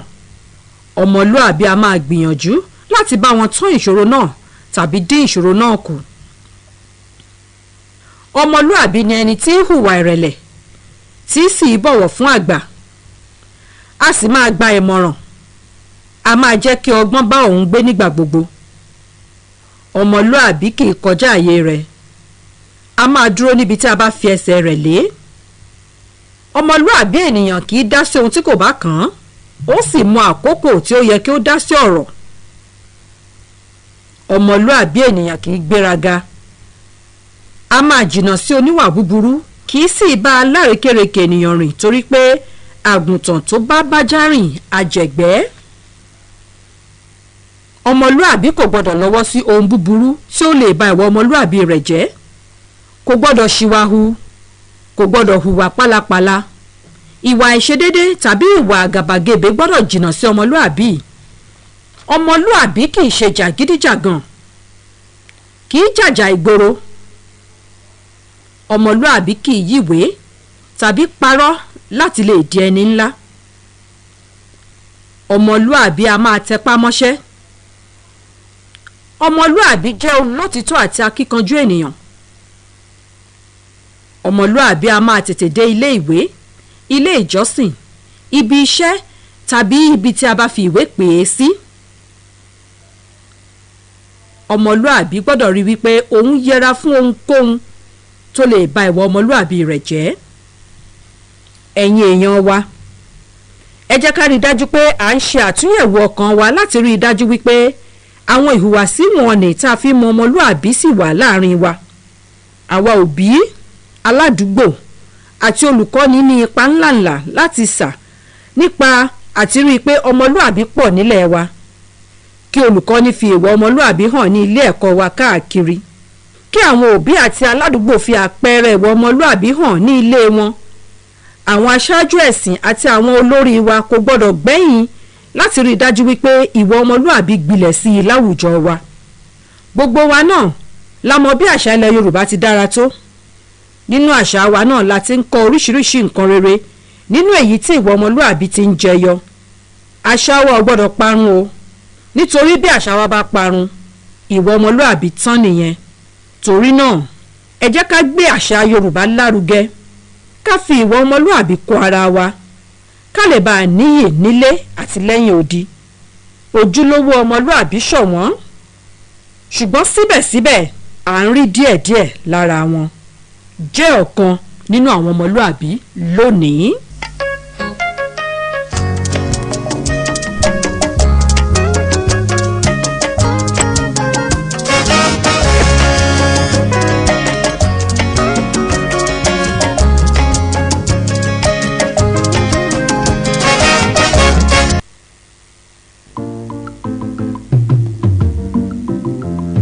Osogbo to Lagos, from Lagos to Abuja, from Abuja to Enugu. Indeed, in every nook and cranny of Nigeria, OSBC Radio 2 and they're there for you.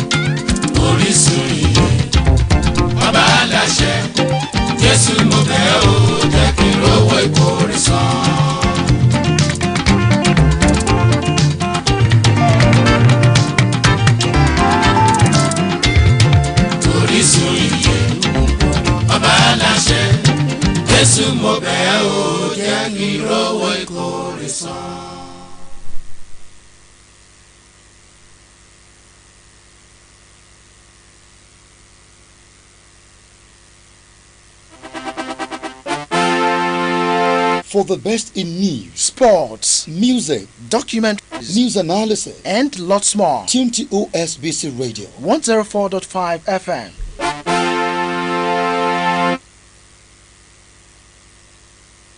OSBC ilé àwíyé 104.5 FM àmì ìkàyé àkùkọ gàgàrà tó gorí ọ̀pẹ̀rẹ̀ ilé téńté ọmọpọ́n lórúkọ epo ọmọdún lórúkọ iyọ̀ awolumate lórúkọ omi èjìrẹ́ ọmọdé gbódù owólúwa ló dorí ẹ̀wà fàkúkọ 104.5 FM àwọn aṣáàlàyé ń gbọ́.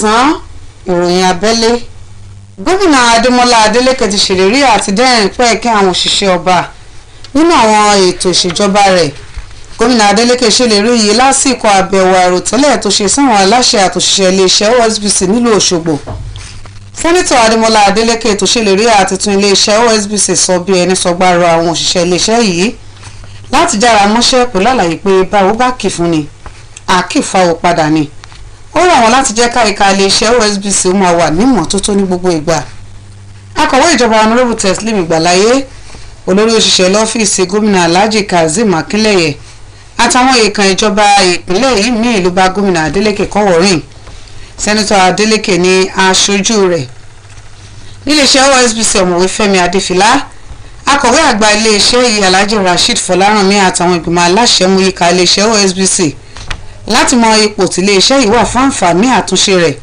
kó lè bá àwọn akẹgbẹ́ rẹ̀ yíká àgbáyé dọ́gba.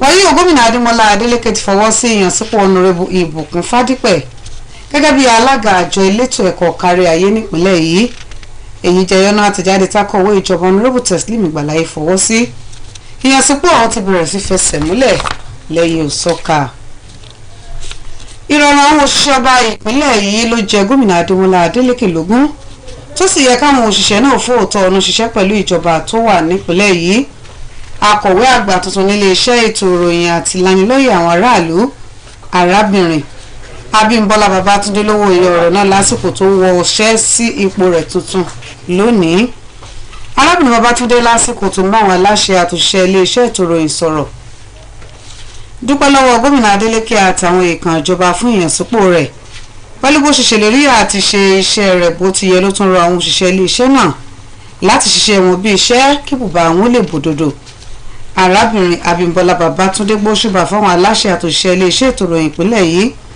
fún bí wọ́n ṣe ń fọn rere ìṣọwọ́ṣe ìjọba tó wà lóde láti bí oṣù mẹ́fà tó ti gòrí àlééfà ó wá ṣèlérí àti tẹ̀síwájú nínú ìgbésẹ̀ náà kálá gómìnà adeleke nípínlẹ̀ yìí ó lè ṣe.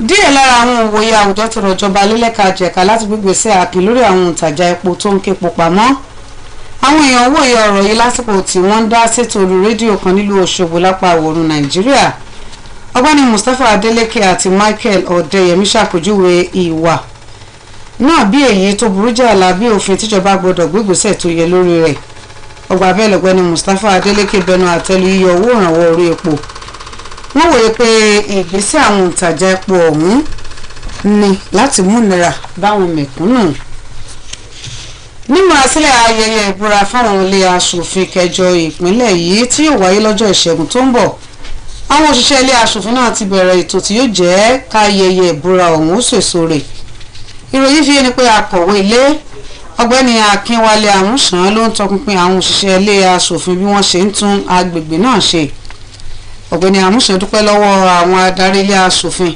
keje àti gbìmọ̀ ìdábọ̀ tí wọ́n gbé kalẹ̀ lẹ́nu lọ́lọ́ yìí tí ó mójútó ayẹyẹ ìbúra náà ó ṣàlàyé pé àwọn òṣìṣẹ́ ilé aṣòfin ìpínlẹ̀ yìí ti ṣe tán àti tẹ́wọ́ gba àwọn ọmọ ilé tó ń bọ̀ lọ́nà àti jẹ́ kí ìpínlẹ̀ yìí ó dàpọ̀ wá wò.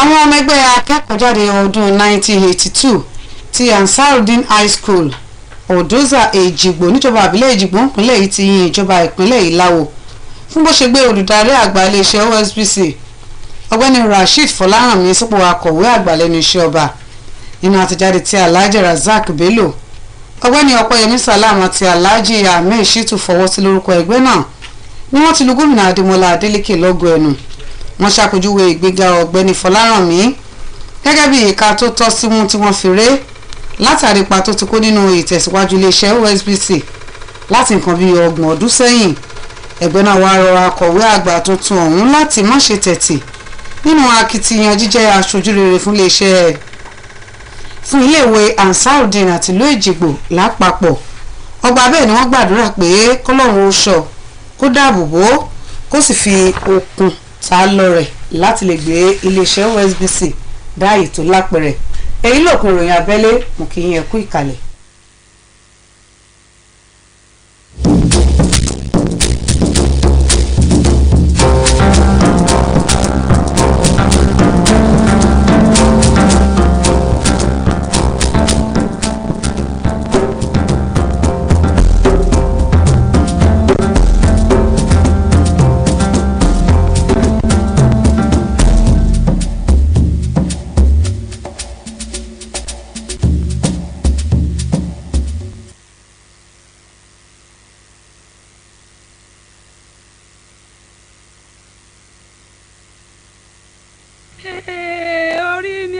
ṣe o owó wọgbó ẹgbẹ̀lẹ́gbẹ̀ wọ mi o. yọmọ mi kí ló dé. mẹ́wàá ń bẹ mẹ́wàá ń bẹ ọjà ni wọ́n ní wàrà mo ti sanwó àtowó àtẹrù ń orí kankan.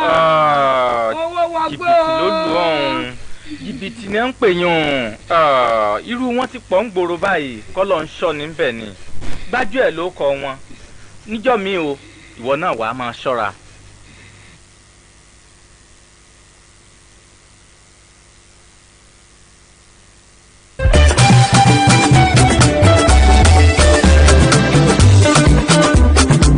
Àtọ̀ní adé ní fúbọ̀ yìí mo tún ti dé bí mo ṣe ń dé o. ẹ̀sìn mi kárẹ̀lẹ̀ àwíyé OSBC rédíò 104.5 FM òkè balẹ̀ ṣáàlà fi kalẹ̀ sí lóṣogbo lókè o. ẹ máa tẹ́tí sí wa bàgbà tọmọdé ẹ máa tẹ́tí sí wa o. ọkùnrin ẹ tẹ́tí sí wa obìnrin ẹ tẹ́tí sí wa onílé ẹ tẹ́tí sí wa àlejò ẹ tẹ́tí sí wa ẹni bá ń tẹ́tí sí wa ìròyìn àsìkò pẹ̀lú kéde àṣàtẹ̀sí gbígbé lárugẹ ètò tó bọ́bọ́ wá lọ́wọ́ wá lò wá o ọ̀rọ̀ ìṣítí lóríṣiríṣi òun lẹ́ ó máa gbọ́ òkè balẹ̀ láwà nílé àwíyé kí máa ṣàgbára àṣà nìyó